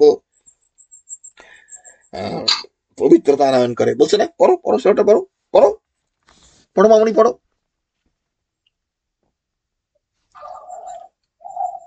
আরে তুমি যে পড়া শুরু করলে, কোথায় গেলে আবার? তুমি আসো কেন? আছি আছি। তুমি এত সময় লাগে কেন? শুনো, প্লিজ, যখন এখানে আসবা 100% ডিভোশন থাকতে হবে। আছি আছি। হ্যাঁ, হ্যাঁ, পড়ো। হ্যাঁ, শ্রী ভগবান বলিলেন, জ্ঞানীর কাম্য কর্ম ত্যাগীকেই সন্ন্যাস বলিয়া হ্যাঁ, জানি। জ্ঞান শোনো, এই শোনো, জ্ঞানীর কাম্য কর্ম, জ্ঞানী মানে যারা জ্ঞানের পথে গেছে, জ্ঞানের পথে মানে কি, যারা ধ্যান করে, যারা প্রাণায়াম করে, হ্যাঁ, তাদের যে কাম্য কর্ম, তাদের যে শাস্ত্রের নির্ধারিত কর্ম আছে, সেই কর্মটা তারা মানে হুম, তারা যজ্ঞ করে না, তারা তপস্যা করে না, তারা ঘর সংসার করে না, তাদের যে কর্তব্য কর্ম ত্যাগকেই সন্ন্যাস বলে জানিবে। মানে এইভাবেই ভারতবর্ষ চলে আসতেছে। এবং তারাই, এবং হ্যাঁ, এদের আধিপত্যটা, এই যে যারা গেরুয়া বসন পরে, যারা সন্ন্যাসের মন্ত্র নেয়, তারা মনে করে না জানি কত পাওয়ারফুল, তারা না জানি কত হুম, জ্ঞানী ব্যক্তি, না জানি একটু একটু ধ্যান ট্যান করে, একটু তাদের একটু বাজ, যখন গাঁজা খাইলে একটু যখন নেশা আসে, একটু হুকা টানলে পারে, একটু হ্যাঁ, বিড়ি সিগারেট খেলে, ওই ধ্যান করলে একটু একটা মস্তিষ্কে বাজ আসে তো। সত্য কথা, আমি নিজেও ধ্যান করছি, আমি জানি তো। আমি ধ্যান সম্বন্ধে, হুম, পৃথিবীর যে বড় বড় সুপারস্টার আছে যারা ধ্যান করে, তাদের থেকে আমি ভালো ধ্যান করতে জানি। পৃথিবীর বড় বড়, এমন না যে আমি ধ্যান সম্বন্ধে কিছু জানি না, প্রাণায়াম আমি বহুত ধ্যান করছি, বহুত প্রাণায়াম করছি। হ্যাঁ, আমি হ্যাঁ, আমি পৃথিবীর, তুমি 100,000 নিয়ে এসো না কেন যারা ধ্যান করে, ওই 99,999 থেকে ভালো ধ্যান করবো। তারা কতক্ষণ বয়ে থাকতে পারে? তারা বয়ে থাকতে পারে না ওই পদ্ম আসনে। তাদের যাই হোক, যারা ধ্যান করে তাদের কাম্য কর্ম ত্যাগ, তারা দান করে না, তারা যজ্ঞ করে না, তারা তপস্যা করে না, তারা কর্ম করে না, তার স্ত্রী পুত্রের কোনো প্রতি দায় দায়িত্ব পালন করে না, সমাজের প্রতি দায় দায়িত্ব পালন করে না, তারা ভিক্ষুক, ভিক্ষা করে তারা জীবনযাপন করে। এরাই হলো সন্ন্যাস। এই কথাই বলতেছে ভগবান, যে তাদের কর্তব্য কর্ম ত্যাগ করছে, কাম্য কর্মকে ত্যাগ করছে, এটাই সন্ন্যাস। আর কি বলছে? ত্যাগ বলতে কি? কর্মের ফল ত্যাগকেই প্রকৃত ত্যাগ বলে দেয়। হ্যাঁ, কি বলছে বলো? আবার সর্বপ্রকার কর্মফল ত্যাগীকেই জ্ঞানীরা ত্যাগ বলিয়া জানিয়া হ্যাঁ থাকে। হ্যাঁ হ্যাঁ, জ্ঞানী বলতে প্রকৃত জ্ঞানী। শোনো, এই যে জ্ঞানী শব্দটা, এই জ্ঞানী শব্দটা ভগবান বিভিন্ন জায়গায় একটা একটা জ্ঞানী শব্দ ব্যবহার করা হচ্ছে, যারা জ্ঞানের ওই জ্ঞানযোগের পথে যায়, যারা তারাও জ্ঞানী। হ্যাঁ, আবার আবার জ্ঞানী কারা, যারা নিষ্কাম কর্ম করে তাদেরকেও জ্ঞানী শব্দ ব্যবহার করা হচ্ছে। তা বুঝতে হবে কোন জ্ঞানী, কোন কোন জ্ঞানীর কথা বলা হচ্ছে।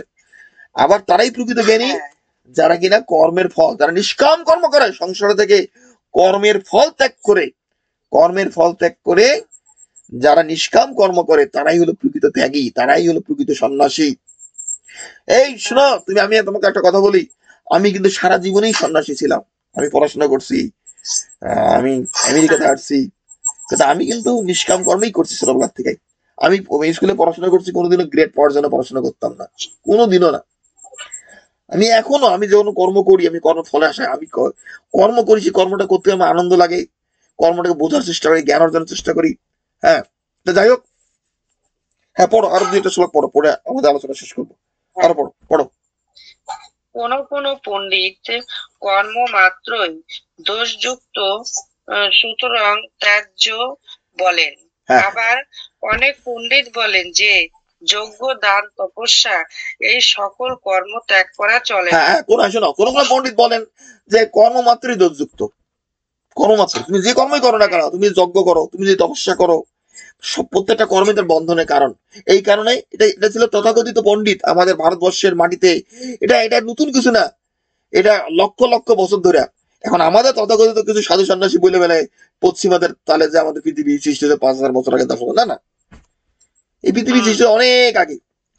আমাদের এই পরম্পরায় পরস্পরায় চলে আসতেছে এই যে এটা একটা একটা একটা টেন্ডেন্সি, যে আমরা, তারা কোনো কর্মই করবে না, তারা কোনো দান করবে না, তারা কোনো যজ্ঞ করবে না, তারা কোনো তপস্যা করবে না। হম, তারা কোনো ঘর সংসার করবে না। হ্যাঁ, তারা বলে কর্মমাত্রের দোষযুক্ত, কর্ম হলে বন্ধনের কারণ। এবং তারা কি করে, সাধনা করে কি অর্জন করে? নিজেকে ধ্বংস করে দেয়, তারা নির্বাণ লাভ করে। তারা বলে ভোগে প্রকৃতি সুখ নাই, তাকে প্রকৃতি সুখ। ওদের বুদ্ধিষ্টা ধ্যান করে করে তাদের কোনো অস্তিত্ব থাকে না, শূন্যের সঙ্গে মিলা যায়। আর এটা কোনো সাধনা হইল? এটা কোনো সাধনা হইল একটা? এটা কোনো সাধনা হইল? এই যে আমাদের মহাপ্রভু, না, এই বদমাস মহাপ্রভু, উনি কি আবিষ্কার হয়ে গেছেন যে না, যারা জ্ঞানী, মানে জ্ঞান, যারা ধ্যান প্রাণায়াম করে, তারা তো ধ্যান করে শূন্যে মিলায় যায়। আমরা এখন কি করব? আমরা গোপী জন বল্লভ, আমরা গোপী হব বৃন্দাবনে গিয়ে। তুমি পুরুষের দিনে জন্মাইছ, তুমি গিয়া নারীর দেহ ধারণ করবো, গোপী হবা। গোপী হইলে তোমার অস্তিত্ব বজায় থাকবে। আর তোমার তো সেটা অস্তিত্ব হইলো না, তুমি জন্মাইছো পুরুষ হয়ে, তুমি বৃন্দাবনে গিয়ে হলে নারী, তা তোমার কোন অস্তিত্ব থাকলো? তুমি তো অন্য মানুষ।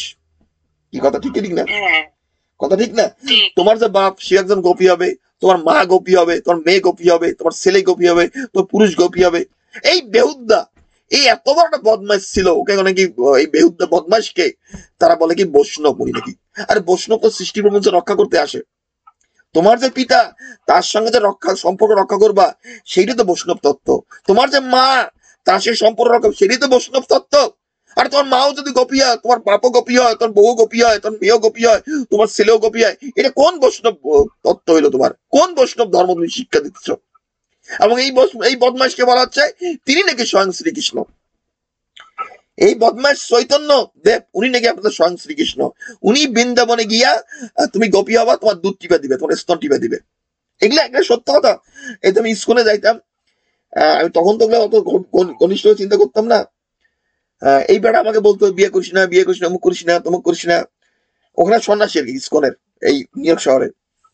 সে বললো কি জানো, যে তুমি যদি এই বৈষ্ণব সাধনা করো, এই হরে কৃষ্ণ মন্ত্র, কোনো কিছু লুজ করবো না। কেমনে? সে একটা গল্প বললো যে একদিন রাধা রানীর ফুল তুলতে গেছে বৃন্দাবনে বাগানে, শ্রীকৃষ্ণ আসলো, শ্রীকৃষ্ণ এসে সেখানে অন্যান্য গোপীরা ফুল তুলতেছে, হঠাৎ করে কৃষ্ণ এসে রাধারানীর ঠোঁটের মধ্যে কামড় দিল। কামড় দিলে পরে কৃষ্ণের দাঁতটা সেখানে মানে ভেসে ওঠে, মানে এত জোরে কামড় দিছে। পরে দেখি কি অন্যান্য গোপীও তার ঠোঁটের মধ্যে কৃষ্ণের কামড় পড়তেছে, মানে অনুভব করতেছে। মানে তোমার কৃষ্ণ মানে কৃষ্ণের সঙ্গে রাধা খেলবে, যখন কৃষ্ণ রাধার সঙ্গে খেলে, সে খেলার যে আনন্দ তুমি পেয়ে যাইবা। এইটাই হলো তাদের বৈষ্ণব ধর্ম।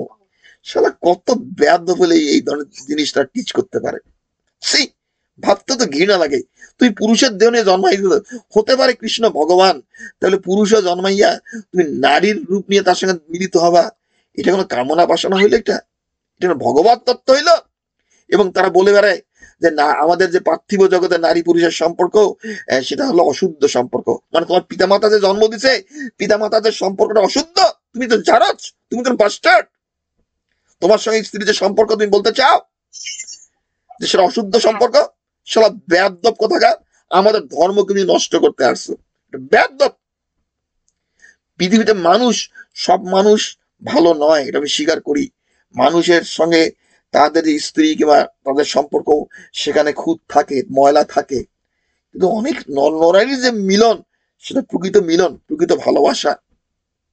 ওই ঢাকায় ওই ঢাকায় যখন ওই যে ইসলামিক টেরোরিস্ট একটা রেস্টুরেন্ট অ্যাটাক করছিল না, 3-4 বছর আগে, না 10 বছর হয়ে গেল মনে হয়, কি হোলি আর্টিসান না কি যেন নাম, সেখানে কিন্তু একটা মুসলমান ছেলে, কিন্তু তার দুটো বান্ধবী, একটা ইন্ডিয়ান মেয়ে আর একটা মনে হয় বাংলাদেশি, মনে হয় সম্ভবত।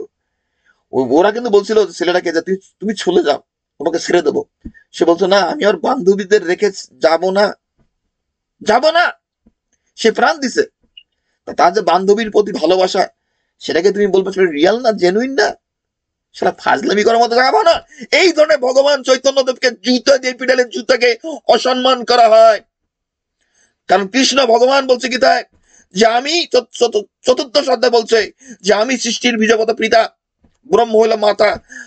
তার যে বীজ প্রতিটা জীবের মধ্যে অবস্থান করতেছে, প্রতিটা প্রাণীর, প্রতিটা জীবের মধ্যে ভগবান বাস করেন, সেই জীবকে তিনি অসম্মান করে গেছেন। এই কুকুরের বাচ্চাকে ভগবান হিসেবে পূজা করা হয় মন্দিরে মন্দিরে। এই কুকুরের বাচ্চার জন্য আজকে বাংলাদেশের হিন্দুরা নির্যাতিত, এই কুত্তার বাচ্চার জন্য। কারণ আমাদের কৃষ্ণ শিক্ষা দিয়ে গেছে, ভগবান শিক্ষা দিয়ে গেছেন যে আমরা যেন যুদ্ধ করি, কর্ম করি সৃষ্টিকে রক্ষা করার জন্য। উনি আমাদের কর্মের হাত থেকে সরাই নিয়ে উনি আমাদের হাতে মালা তুলে দিয়েছেন। আর বৃন্দাবনে গিয়া শ্রীকৃষ্ণের মাগি হইতে হবে। শ্রীকৃষ্ণ এই শিক্ষা, ভগবান শ্রীকৃষ্ণের শিক্ষা না, এটা বদমাস মহাপ্রভু শিক্ষা। হ্যাঁ, ভগবান লীলা করে গেছেন, সেই লীলা, ভগবান অনেক লীলা করেন বিভিন্ন কর্মচক্র অনুসারে। বৃন্দাবনে যেসব গোপী আসছিল, তার পূর্বজন্মে ছিল অন্যরকম, তারা সন্ন্যাসী ছিল, তারা রামের সঙ্গে মিলিত হয়েছিল, তাদের কর্মচক্র অনুসারে ভগবানের গোপী আর তারা আসছে। যারা গোপী হতে চায় তারা হতে পারে, অসুবিধা কোথায়? কিন্তু তুমি সবাইকে জোর করে গোপী বানাবা? আর শ্রীকৃষ্ণ তো একই সঙ্গে নারী বা একই সঙ্গে পুরুষ। ভগবান কি শুধু পুরুষ নাকি? সে তো পুরুষ এবং নারী। তুমি যদি শিব তত্ত্ব পড়ো, শিব পুরুষ, শিব নারী। হ্যাঁ, আমাদের ভগবান গীতায় বলতেছে যে তিনি সৃষ্টির বীজগত পিতা, তার বীজ আমার মধ্যে, প্রতিটা জীবের মধ্যে ভগবানের বীজ। হ্যাঁ, একটা আমের গাছ থেকে আম হয়, কাঁঠালের গাছ থেকে কাঁঠাল হয়। তার বীজ, কৃষ্ণের বীজ যদি আমার মধ্যে থাকে, সেই বীজকে লালন পালন করলে আমিও কৃষ্ণ হব। আমি কৃষ্ণ থেকে আলাদা হইলাম কিভাবে? কৃষ্ণ একজন পুরুষ, আমি একজন নারী। তাকে জুতা দিয়ে পিটালে, জুতাকে অসম্মান করা হয়। ওকে যদি পাইতাম, আমার মাথাটা আমি ছুঁড়ে মারতাম সারা দেওয়ালের সঙ্গে, ওরা লাঠি মেরে দেখে দিতাম যে পুরুষ কাকে বলে। কোন পুরুষের কথা বলিস যে কৃষ্ণ থেকে পুরুষ আর বাকিরা পুরুষ নয়? আমি পুরুষ নই? তোর মাথা কেটে ফেলবো। সব বদমাস মহাপ্রভু, সব ইতর অভদ্র। এই ইতর অভদ্র নাকি বৃন্দাবনে, উনি একমাত্র, উনি স্বয়ং শ্রীকৃষ্ণ। উনি তোমার সঙ্গে মিলিত হবেন, উনি আমার মায়ের সঙ্গে মিলিত হবেন গোপী হিসাবে। ওনার বাপ যে সেও গোপী আসবে, তার সঙ্গে মিলিত হবেন। ওনার বউয়ের সঙ্গে গোপী, ওনার ছেলের সঙ্গে, ওনার মেয়ের সঙ্গে, অত ছেলে মেয়ে মনে ছিল না। এই বদমাইশ। এবং এই বদমাইশের তত্ত্ব যে স্বয়ং প্রভুপাত শিক্ষা দিয়ে গেছে। প্রভুপাত কি বলে গেছে? যে আমরা নাকি ড্রেস পরছি, ড্রেস, দেহটা আমাদের ড্রেস। ড্রেস পরলে কে কে তুমি ড্রেসটা চেঞ্জ করে না, আমরা হলাম প্রকৃত নারী, আর কৃষ্ণ একমাত্র পুরুষ। বেয়াদব! নারী হওয়াটা কি এত সহজ জিনিস? তুমি ভগবান মানে একজন পুরুষ আর বাকি সব নারী। তা নারীর মর্যাদা কি সমাজে কম, সৃষ্টিতে কম? বেয়াদব লোক! তুমি আন্তর্জাতিক কৃষ্ণ ভাবনা অমৃত তৈরি করো না, বেয়াদবকে জুতা দিয়ে পেটানো হবে, জুতাকে অসম্মান করা হয় তোমাদের অভদ্র লোককে। কৃষ্ণ কি গীতায় বলছে? এই কুকুরের বাচ্চা, কৃষ্ণ স্পষ্ট করে বলে গেছে, যে যোগী আমার সঙ্গে অভিন্ন জ্ঞানে ভজনা করে, আমার ভজনা করে, আমিও তার দৃষ্টি অগোচর হয় না, সে আমার দৃষ্টি অগোচর হয় না। কৃষ্ণ এবং আমি এক এবং অভিন্ন, এটাই হলো শাস্ত্রের সিদ্ধান্ত। আমরা তত্ত্ব তো সবাই কৃষ্ণ। হ্যাঁ, এটা না ওই বদমাস বলে গেছে না আমরা drop of water in the ocean, না না না, we are the whole ocean. সেটাই আমাদের শাস্ত্রের সাধনার উদ্দেশ্য। কেউ ড্রপ অফ ওয়াটার হওয়ার জন্য কেউ সাধনা করতে হবে না, ড্রপ অফ ওয়াটার হওয়ার জন্য। এই বেয়াদ্দপ, এই বেয়াদ্দপ, এই বেয়াদ্দপ লোকরে মানুষ গুরু হিসেবে মানে, তার পূজা করে। সে আমাদের কালীকে বিদঘুটে বলে, সে মা দুর্গার নিন্দা করে, সে ভগবান গণপতির নিন্দা করে। এই বেয়াদ্দপ মনে করতে সে অনেক কিছু জানতো। সে শালাটা বদমাস ছিল। এই বদমাসদের জন্য ভারতবর্ষ পিছিয়ে আছে। ভারতে, সারা পৃথিবীতে অন্যান্য জাতি জেগে উঠছে, তাদের সংখ্যায় বাড়ছে, হিন্দুরা শুধু সংকুচিতই হয়েছে। কি কথা ঠিক ঠিক না? হ্যাঁ, সারা পৃথিবীতে হিন্দুদের বিস্তৃতি ছিল, কিন্তু হিন্দুরা দিন দিন সংকুচিত হয়ে আসে এই বদমাস গুরুদের জন্য, এই বদমাস গুরুদের জন্য। এবং তাদের পলিটিক্সটা শুধু হয়েছে আমাদের মন্দিরের ভিতরে এসে রাজনীতি করে। তারা আমাদের মন্দিরকে তারা কুরুক্ষেত্র বানাইছে, সেখানে সে যুদ্ধ তৈরি করছে তারা। তাই গীতা কি বলতেছে ভগবান? দান যজ্ঞ তপস্যা কখনো ত্যাগ করতে নাই। আর তুমি তপস্যা করতে কিসে তপস্যা করবা? সে কালীর তপস্যা হোক, সে কৃষ্ণের তপস্যা হোক, কোন বিশেষ শক্তির তপস্যা করা হোক। তুমি যখন মিউজিশিয়ান হবা, তুমি সঙ্গীতজ্ঞ হবা, সঙ্গীতের চর্চা করবা, সেটা তপস্যা। এখন ছাত্র যখন পড়াশোনা করে, সেটা তপস্যা। তুমি খেলাধুলায় ভালো হইতে চাও, ভালো খেলোয়াড় হইতে চাও, ভালো ব্যবসায়ী হইতে চাও, হ্যাঁ, যে কোনো জিনিস, যে কোনো শক্তি অর্জন করতে চাও, এবং যে শক্তিটা তুমি অর্জন করবা, সেই ডেইটি তুমি ঘোষণা করবা। কি কথা ঠিক ঠিক? হ্যাঁ, তপস্যা করা, দেবদেবীর পূজা করা, এটা কোথায় বলছে যে আমাদের দেবদেবীর? তারা গীতা বোঝে নাকি? গীতা বোঝে? হ্যাঁ, যে দেবদেবীর পূজা। হ্যাঁ, কৃষ্ণ কি সকল দেবতার সমষ্টি। কৃষ্ণের মধ্যে যোগ সাধনা সর্বোচ্চ সাধনা, কৃষ্ণের সাধনা। কিন্তু সাধনা একদম মাথার মধ্যে ক্লিক করবে, রাতারাতি ক্লিক করবে, ব্রেনের মধ্যে ঢুকে যাবে রাতারাতি? তোমাকে ধাপে ধাপে আগাইতে হবে। এখানে ভগবান স্পষ্ট বলতেছে যে দান যজ্ঞ তপস্যা কখনোই ত্যাগ করতে নাই। আরে হিন্দুরা কখনো দান করতে শেখে না, জানে না তারা, অধিকাংশ হিন্দুই। কি কথা ভুল বললাম? ভুল বললাম? হ্যাঁ, তারা কখনো দানই করতে জানে না। তারা কখনো মানুষকে একটা পয়সা দিয়ে সাহায্য করতে জানে না, জানো? আরে মন্দিরে গেছি, আরে মন্দিরে গেছি, জানো, মন্দিরে গেছি আমি। আমি সাধারণত মন্দির থেকে ট্রেন নিয়ে বাইরে বাসায় যাই, আমার এক বাটে গেলে যায় তোরে নামাই দেবো। সে আমার গাড়ি তুললো, পরে দেখি কি এক লোক দিয়ে তার বউকে কিনা, তার দরকারটা কি, তাকে এখানে নামাতে সে বাসে যাবে। শেষ পর্যন্ত আমাকে সোনোর মধ্যে, প্রচন্ড ওয়েদার কন্ডিশন খারাপ, আমি ট্রেনে গেলে ট্রেন স্টেশন আন্ডারগ্রাউন্ড ট্রেন থাকে, সেখানে তো সোনো টোনো নিয়ে কোথাও ঝামেলা টামেলা কিচ্ছু নাই, কিচ্ছু নাই, কিচ্ছু নাই। সে আমাকে হুট করে আমার তার গাড়িতে উঠে, পরে একটা ফাঁকা জায়গার মধ্যে, সেই স্নো, ঠান্ডা, শীতল বাতাস, রাত্রির মধ্যে, রাত্রি 12টা বাজে, আমাকে নামাই দিয়ে চলে গেল তার বউয়ের দাস। সেটা একবার না, অনেকবার হয়েছে। আরেকজন এই বেটা আমাকে, সে কীর্তনে নিয়ে যাবে, সে আসে লং আইল্যান্ড থেকে, আমাকে, আমি ব্রুকলিনে থাকতাম, কত বেয়াদব, আমাকে বলতো বাসে এসে অমুক জায়গায় থাকবি, আপনার নিয়ে যাবো। সে আমার, আমি গেছি, তাদের সঙ্গে গেছি অনেকবার। হ্যাঁ, সে কিন্তু একটা মাইল কিন্তু ইচ্ছে করলে আমাকে এসে বাসার থেকে তুলে নিতে পারে না। সেখানে গেলাম, সেখান থেকে তুলে নিয়ে এসে যায় কীর্তন, কিন্তু কিন্তু আসার পথে সে মাঝ রাস্তায় আমাকে চলে যায়। সে একটা মাইল সে এসে আমাকে ড্রপ করবে না বাসায়। এই তো হিন্দুদের, হিন্দুদের কোয়ালিটি। তারা মানুষকে একটু সামান্যতম সাহায্য করার মতো, সহযোগিতা করার মতো মানসিকতা তাদের মধ্যে নাই, জানো? গীতা হলো নিষ্কাম কর্মযোগ তত্ত্ব।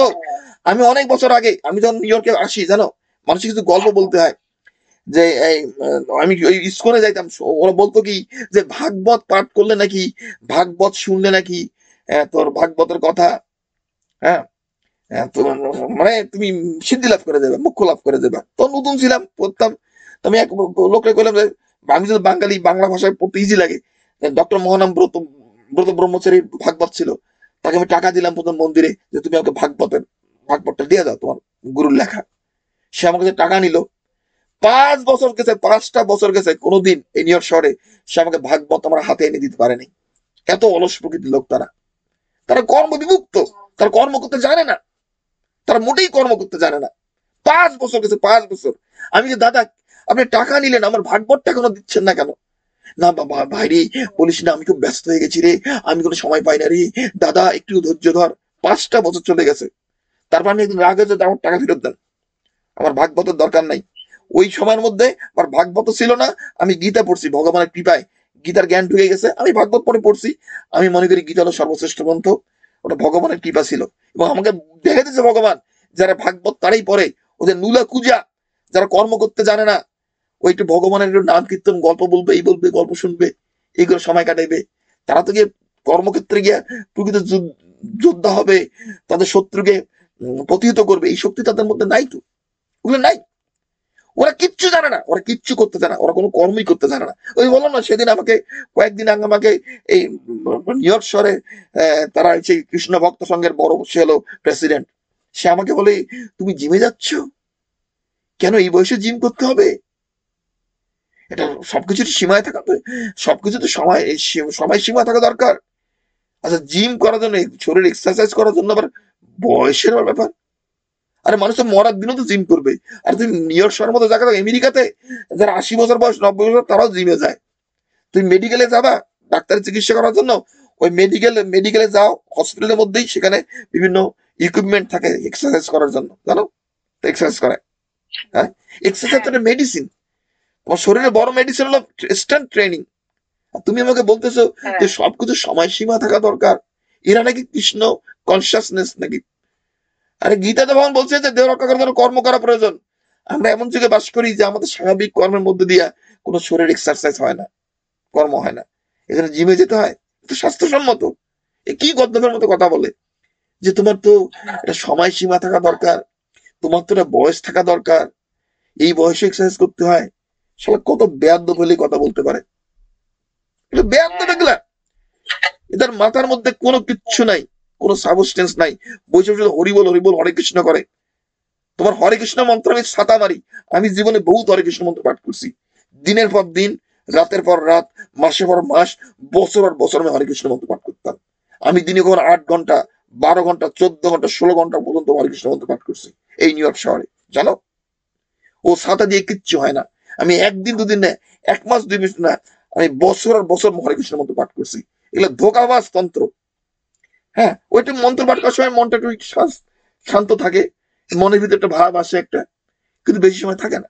বেশি, তো মন্ত্র পাঠা শেষ, তুমি তোমার কাজে চলে গেছো, বাস্তব জীবনের সমস্যা চলে আসছে, সে অর্থনৈতিক সমস্যা হোক, সামাজিক সমস্যা হোক, পারিবারিক সমস্যা হোক, শারীরিক সমস্যা হোক, যে সমস্যা, সে সমস্যা তার মন চলে যাবে, হরে কৃষ্ণের মন্ত্রের কোনো ইফেক্ট থাকবে না। হ্যাঁ, আমরা অনেকে বলবো যে গীতা পাঠ করলে তো একই জিনিস না। গীতার জ্ঞানকে আমরা প্রয়োগ করতে শিখি বাস্তব জীবনে। গীতা এমনই একটা গ্রন্থ, আমি যখন কর্ম করব, আমার কর্মের মধ্যে সবসময় একটা ডুয়ালিটি থাকতে পারে, দান্দিকতা থাকতে পারে। আমার কর্ম করতে গেলে আমার মধ্যে একটা সিদ্ধান্তহীনতা থাকতে পারে, যে আমি এটা করবো কি করবো না, কিভাবে করব। গীতা আমাকে একটা জীবনে চলার পথে একটা গাইডলাইন দেয়, এবং এটা হচ্ছে অত্যন্ত পাওয়ারফুল, এক্সট্রিমলি পাওয়ারফুল। আমি যদি সেই মুহূর্তে যদি সঠিক সিদ্ধান্ত নিতে পারি, যে গীতা আমাকে বলতেছে এই জিনিসটা এইভাবে করতে হবে, আমি দেখছি সেইটা সিদ্ধান্ত রূপ, যেটা যেটা নিয়ে আলোচনা করতে যাচ্ছি, যে গীতা হলো বিচার বিবেক বুদ্ধি জ্ঞানকে অর্জন করা। সেই সিদ্ধান্তের ভিত্তিতে যখন কর্মটা করি, তার যে রেজাল্টটা তোমার সঙ্গে থেকে গেল, মানে 1 দিন হোক, 2 দিন হোক, 10 মাস হোক, 6 বছর হোক। কি কথা বুঝতে পারতেছ? কি কথা বুঝতে পারতেছ? এই যে মনে করো তুমি সকালে ঘুম থেকে উঠছো, তোমার সকালে ঘুম থেকে উঠে গীতা পড়তে আসতেছ, তাই না? ইন্ডিয়া থেকে কি ভোর 5টা বাজে নাকি 4:30 5টা বাজে। স্বাভাবিক অনেকে ঘুমাইতে ঘুমাইতে ভালোবাসবে এই সময়টা, অনেকে অভ্যস্ত ঘুমাতে। এখন সে যে সিদ্ধান্ত, না আমার শরীরটা ভালো লাগতেছে না, কি আমি যাব না, কি আমি এটা পড়বো না, আমি এটা ঘুমাইনি, গীতা তো নিজেও পড়া যায়, কি আমি পরে পড়বো, কি আমাদের বুদ্ধি তো কাজ করে কি করে না? হ্যাঁ, কিন্তু তোমার তোমার তোমার সিদ্ধান্তের পথটা যদি ঠিক পথে নিতে পারো গীতার জ্ঞান অনুযায়ী, তুমি দেখবা যে কি রকম শক্তি তোর মধ্যে আসতেছে, তো দিনটাই পরিবর্তন হয়ে যায়, তো দিনটাই পরিবর্তন হয়ে যায়। হ্যাঁ, আমি সারা জীবন শুধু জ্ঞান অর্জন করার জন্য দৌড়াইছি, কত বই পড়ছি। হ্যাঁ, শুধু এমন না যে গীতা পড়ছি, মহাভারত পড়ছি, চণ্ডী পাঠ করছি, আমি ওয়েস্টার্ন কত বই পড়ছি, তাই না? আমি তো ইঞ্জিনিয়ার একজন, আমি তো সায়েন্টিস্ট, আমি ফিজিক্স পড়ছি, ম্যাথামেটিক্স পড়ছি, হেভি হেভি ম্যাথমেটিক্স, যেগুলো সাধারণ মানুষও জানে না, তার নামও জানে না সব জিনিসের। হ্যাঁ, কত সাবজেক্ট নিয়ে পড়াশোনা করছি, কিন্তু এখন সেই জিনিসগুলো সারা জীবন ধরে, যে জিনিসগুলো সারাটা জীবন আমি খুঁজছি, যে জীবনের উদ্দেশ্য কি, আমরা কেন এই পৃথিবীতে আসছি, এই বিশ্বমণ্ড কেন সৃষ্টি হলো, আমরা কি অর্জন করতে চাই, এইসব প্রশ্নের উত্তর আমার অনেক আগের থেকে আসা শুরু করছে, কিন্তু জিনিসটা আরো অনেক ক্লিয়ার হয়ে আসতেছে, এবং কিভাবে সেই জিনিসটা অর্জন করতে হবে। জীবন হলো অনন্ত জীবন, আমরা অনন্ত আনন্দ, অনন্ত শক্তির সন্ধান লাভ করি আমরা জীবনে, জানো, সেটা কর্ম করে, ঈশ্বর সাধনা করে। আমরা সাধারণ মানুষ তো ক্রিপল্ড, আমরা তোমার যত টাকা পয়সা থাক না কেন, তোমার যত সামাজিক শক্তি, রাষ্ট্রীয় শক্তি থাক না কেন, তোমাদের আধ্যাত্মিক শক্তি জাগ্রত না হওয়া পর্যন্ত প্রকৃত শক্তির তুমি সন্ধান কখনোই লাভ করতে পারবে না, তোমাদের প্রকৃত আত্মবিশ্বাস আসবে না যতক্ষণ পর্যন্ত তুমি ঈশ্বরের পথে যেতে না পারছো। তুমি যত টাকা পয়সা, অর্থ, হ্যাঁ টাকা পয়সা, কিন্তু আমরা যারা এই স্কুলে আসবা মনে রাখবা, আমরা টাকা পয়সা, অর্থ, সম্পদ, স্বাস্থ্য সবকিছু অর্জন করে ঈশ্বর লাভ করবো, এগুলো আমাদের সাধনার পথে কোনো বাধা নয়। হ্যাঁ, কিন্তু আমি বলছি যে তুমি যদি এগুলোর সাথে এমনি হুদে অর্জন করো, টাকা বানালে, পয়সা বানালে, কোনো ঈশ্বর সাধনা করলে না, ও দিয়ে তোমার কোনো কিছু হবে না। এখন আমি জীবনে যত দিন যায়, আমি শুধু একটা কথাই ভাবি, যে আমি যে জিনিসগুলো খুঁজতেছিলাম এতদিন ধরে, সারাটা জীবন ধরে করে খুঁজে আসছি, হয়তো পূর্বজন্মই খুঁজতেছিলাম, সেই জিনিসগুলো এখন ধরা পড়তেছে আমার মস্তিষ্কের মধ্যে, যে ভগবান গীতা শাস্ত্রে কি বলে গেছেন। ওই বদমাস মহাপ্রভুর কোনো পূজা করে না কেন, ওই মহাপ্রভুর ইস্কনে আমি যতদিন গেছি, ওই হরে কৃষ্ণ মন্ত্র পাঠ করছি, আমার জীবন ছিল বিষাক্ত বিষাদময়, আমি অত্যন্ত অসুখী ছিলাম, অত্যন্ত অসুখী ছিলাম। এই পৃথিবী সম্বন্ধে, মহাবিশ্ব সম্বন্ধে, সৃষ্টি তত্ত্ব সম্বন্ধে, সবকিছুর মধ্যে বিষাক্ত নেগেটিভ চিন্তা ছিল আমার মধ্যে, জানো। আমি একটা জীবনের আমার সব থেকে অন্ধকারাচ্ছন্ন সময় ছিল, এবং এই জন্য তারা বলে যে ভগবানের ভক্তের কষ্ট বেশি হয়, ওরা ভগবানের সাধনা করতে শিখায় না। মহাপ্রভু আমাদের কোনো ভগবান নন, তিনি হতে পারেন একজন সাধক, তিনি হতে পারেন একজন তপস্বী, তার যে সাধনার পথ, যারা ধ্যান করে, প্রাণায়াম করে, ওই একই জিনিস তার অল্টারনেটিভ, ও যারা ভাগবত পাঠ করে, ওই যারা ধ্যান প্রাণায়াম করে, তার ধ্যান প্রাণায়াম করে, ওই ওই মন্ত্র পাঠ করে, ও ছাতা দিয়ে কিছু হয় না, ওগুলা ধোকাবাজ, ওটা ধোকাবাজ তন্ত্র, জানো। আমাদের যে শাস্ত্র, আমাদের শাস্ত্র, শাস্ত্রের গাইডলাইন, আমরা শাস্ত্র না বুঝি, তুমি বিজ্ঞান পড়বা, বিজ্ঞানের বই পড়বা না, বিজ্ঞানীরা কি আবিষ্কার করছে সেটা সম্বন্ধে জ্ঞান অর্জন করবা না, তুমি হুট করে সবকিছু নিজে বানাই ফেললা। যেমন আমরা রামকৃষ্ণ মিশনের সন্ন্যাসীরা, এরা খালি আবিষ্কার করতেই থাকে, এরা শাস্ত্র মানে না, শাস্ত্র বোঝে না, শাস্ত্রের কথা মতো চলে না, এরা এদের মতবাদ দিয়ে যায়।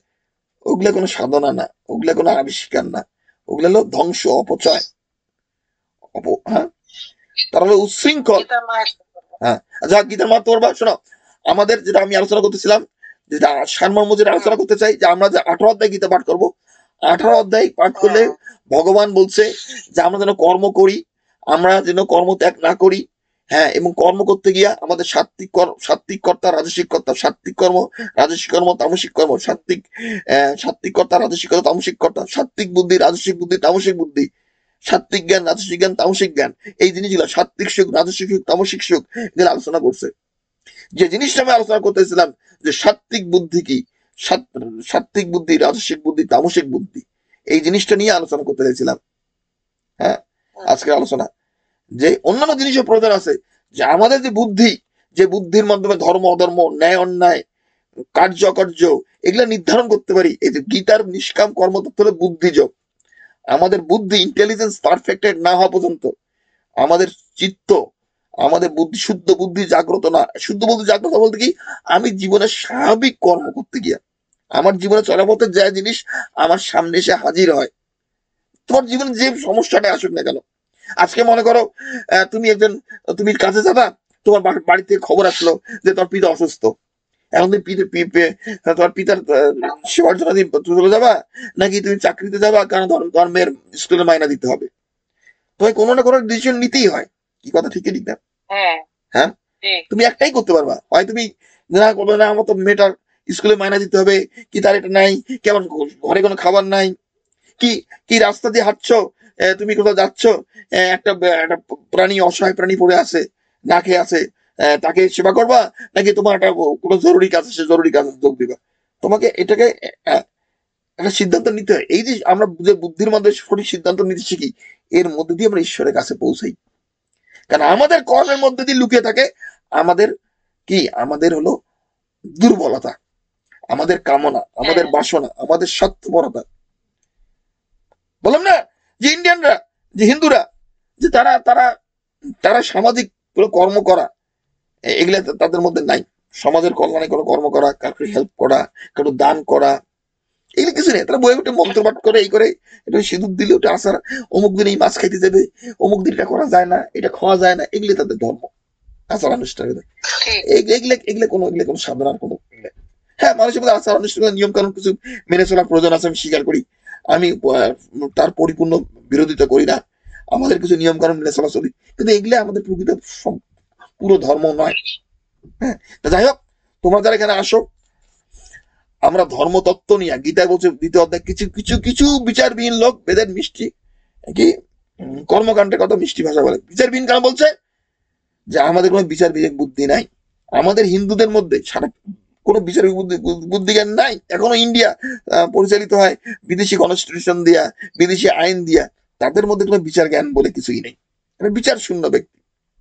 এখন ভারতীয় সমাজ, হিন্দুরা এখনো বিচার শূন্য, এখনো বিচার শূন্য। তাদের মধ্যে ভালো মন্দ কোনো জ্ঞান নাই। তারা রাষ্ট্র পরিচালনা করে, রাষ্ট্রের প্রধানমন্ত্রী হয়েছে, প্রাইম মিনিস্টার হয়েছে, অমুক হয়েছে, তমুক হয়েছে, ওই পশ্চিমাদের ধাঁচে তারা পশ্চিমে এটা করে, তাদেরকে কপি করে, অনুকরণ করে করে রাষ্ট্র চালায়। কি কথা বুঝতে পারতে চাও? হ্যাঁ, কথা বুঝে কি বুঝো না? কিন্তু মানুষের মধ্যে বিচার বুদ্ধি জ্ঞানকে জাগ্রত করতে হবে, ঐশ্বরিক বুদ্ধি বিবেক জ্ঞান। এর মধ্যে দিয়ে যখন তোমার ঐশ্বরিক বুদ্ধি বিবেক জ্ঞান জাগ্রত হবে, তখনই তুমি ঈশ্বরের কাছে পৌঁছতে হবে। এর আগে পুলিশ এসে আমাকে বললো, না তুমি এখানে বিড়ালে খাবার দিতে পারবা না, তুমি বিড়ালে খাবার দেবো না, তুমি বলো, আমাকে বলো, আমি তোকে ছেড়ে দেবো। না, আমার গায়ের মধ্যে একটা ড্রপ রক্ত থাকা পর্যন্ত আমি এই খাবারের বিড়াল আমি দিয়ে যাবো। এখানে তোমার কাজ, তুমি অ্যারেস্ট করতে চাও, কি কোথাও নিয়ে যাও, জেলে নিতে চাও, তুমি আমাকে আমার কর্তব্য পালনে বাধা দাঁড়াতে পারবে না। তোমার কর্তব্য তুমি করে দাও কাজ, আমারটা আমি করবো। ওই জায়গাতে এখন 2.5 বছর ধরে খাবার দিতেছি। এটা 2022-এর ঘটনা, আমাকে আসছে অ্যারেস্ট করার জন্য। এখন এমন দেশে বাস করি, এমন শহরে বাস করি, যে বিড়ালে খাবার দিলেও পুলিশ চলে আসে, যে বিড়ালে খাবার দেওয়া যাবে না। কেন? এদের মধ্যে কোনো বুদ্ধি জ্ঞান নাই, ভালোবাসা প্রেম বলে কিছুই নাই। জানো, এই পৃথিবীটাকে তারা তারা তারা ইয়ে নিয়ে গেছে, হ্যাঁ, মানে মানে কি বলবো, রসাতলে নিয়ে গেছে তারা, তার ধ্বংস নরকে নিয়ে গেছে তারা। তারা মনে করে রাষ্ট্রীয় আইন পাশ করে ভোটের মাধ্যমে, রাষ্ট্র সিটি কাউন্সিল যেটা বলবে, রাষ্ট্র যেটা বলবে সেটা মানতে হবে। না, ঈশ্বর সাধনা করতে হলে ঐশ্বরিক বুদ্ধি জ্ঞান তোমাদের জাগ্রত করতে হবে, তার ভিত্তিতে তোমার জীবনকে পরিচালিত করতে হবে। এর মধ্যে তুমি ঈশ্বরের কাছে পৌঁছবা। আমি এর আগে বলেছি যে পৃথিবী, সমগ্র পৃথিবীকে আমি শাসন করেছি, আমি স্বয়ং নারায়ণ। আমি আজকেও আমি ডিক্লেয়ার দিলাম তোমার কাছে, তোমরা যে নারায়ণের পূজা করো, সেই নারায়ণ আমি। এই পৃথিবীকে আমি শাসন করেছি, আমি আবার এই পৃথিবীকে শাসন করবো। আমি কোন রাষ্ট্রের প্রধানমন্ত্রী, শাসক হব না, সমগ্র পৃথিবীকে আমি আবার শাসন করবো, ত্রিলোককে। তোমরা তোমাদের জীবদ্দশায় সেটা দেখতে পারবে। এটা বলেই আমি আমার আলোচনা শেষ করতেছি। যদা যদা হি ধর্মস্য গ্লানির্ভবতি ভারত অভ্যুত্থান ধর্মস্য তদাত্মনং সৃজমম পরিত্রাণায় সাধনায় বিনাশায় দুষ্কৃতম ধর্ম সংস্থাপনার্থায় সম্ভবামি যুগে যুগে। আমাকে কোনো আফগানিস্তানের তালেবানের সঙ্গে গিয়া কোনো কূটনৈতিক সম্পর্ক স্থাপন করতে হবে না, কোনো পাকিস্তানে গিয়ে বোম্বিং করতে হবে না। কিভাবে কোন রাষ্ট্র কাকে ক্ষমতায় নিয়ে আসা যায়, কাকে করাত্ম করা যায়, তোমার দেখবা। সমগ্র পৃথিবী কিভাবে আমাদের ধর্মের স্কুলের করাত্ম চলে আসে। তোমার শুধু ধৈর্য ধরো। মনে রাখবা, আমাদের চ্যানেলে লোকজন আসে না। যখন কোনো বাংলা মুভি দেখো, যে কোনো মুভি দেখো, মুভিতে সিনেমায় দেখায় কি, যে ভিলেন তার অ্যাক্টিভিটি আগে করে যায়, তার বীরত্ব, নায়ক যে হিরো যে সে পরে এসে ভিলেনকে সে কুপাঘাত করে, তারপর তার বীরত্বকে সে স্থাপিত করে। তাহলে আমরাও আমাদের যে খেলা শেষে দেখাবো, আমাদের যে ধর্মের স্কুল, আমাদের খেলা জমবে।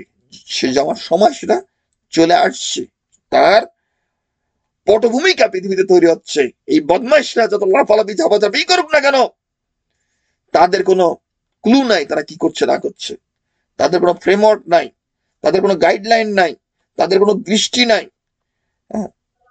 তারা কোনো কিছু জানে না। তাদের সময় শেষ হয়ে আসছে, আমাদের সময় শুরু হচ্ছে। ঠিক আছে, আজকে আমরা আলোচনা এখানে শেষ করছি। আমরা গীতার 18 অধ্যায় এবং 2য় অধ্যায়ের কিছু শ্লোক আমরা আগামীকাল আলোচনা করতে চাবো। আমাদের আলোচনা পরে কৃষ্ণাদি দেবীতে থাকতে চাও, সে আলোচনা হবে। হ্যাঁ, আচ্ছা, গীতার গুজরাম করো। গঙ্গা গীতা সাবিত্রী সীতা সত্তা পতিব্রতা ব্রহ্মবলী ব্রহ্ম বিদ্যার্থী সন্ধ্যা মুক্তি জ্ঞানী অর্ধমাত্রা চিতানন্দ ভবনী ভ্রান্তি নাশিনী বেদত্রয়ী প্রণমজিরত্তানি জাপি নিত্যং হচ্ছিল মানুষম জ্ঞানী সিদ্ধি লাভে নিত্যং তদান্ত ব্রহ্ম। ধর্মের জয় হোক।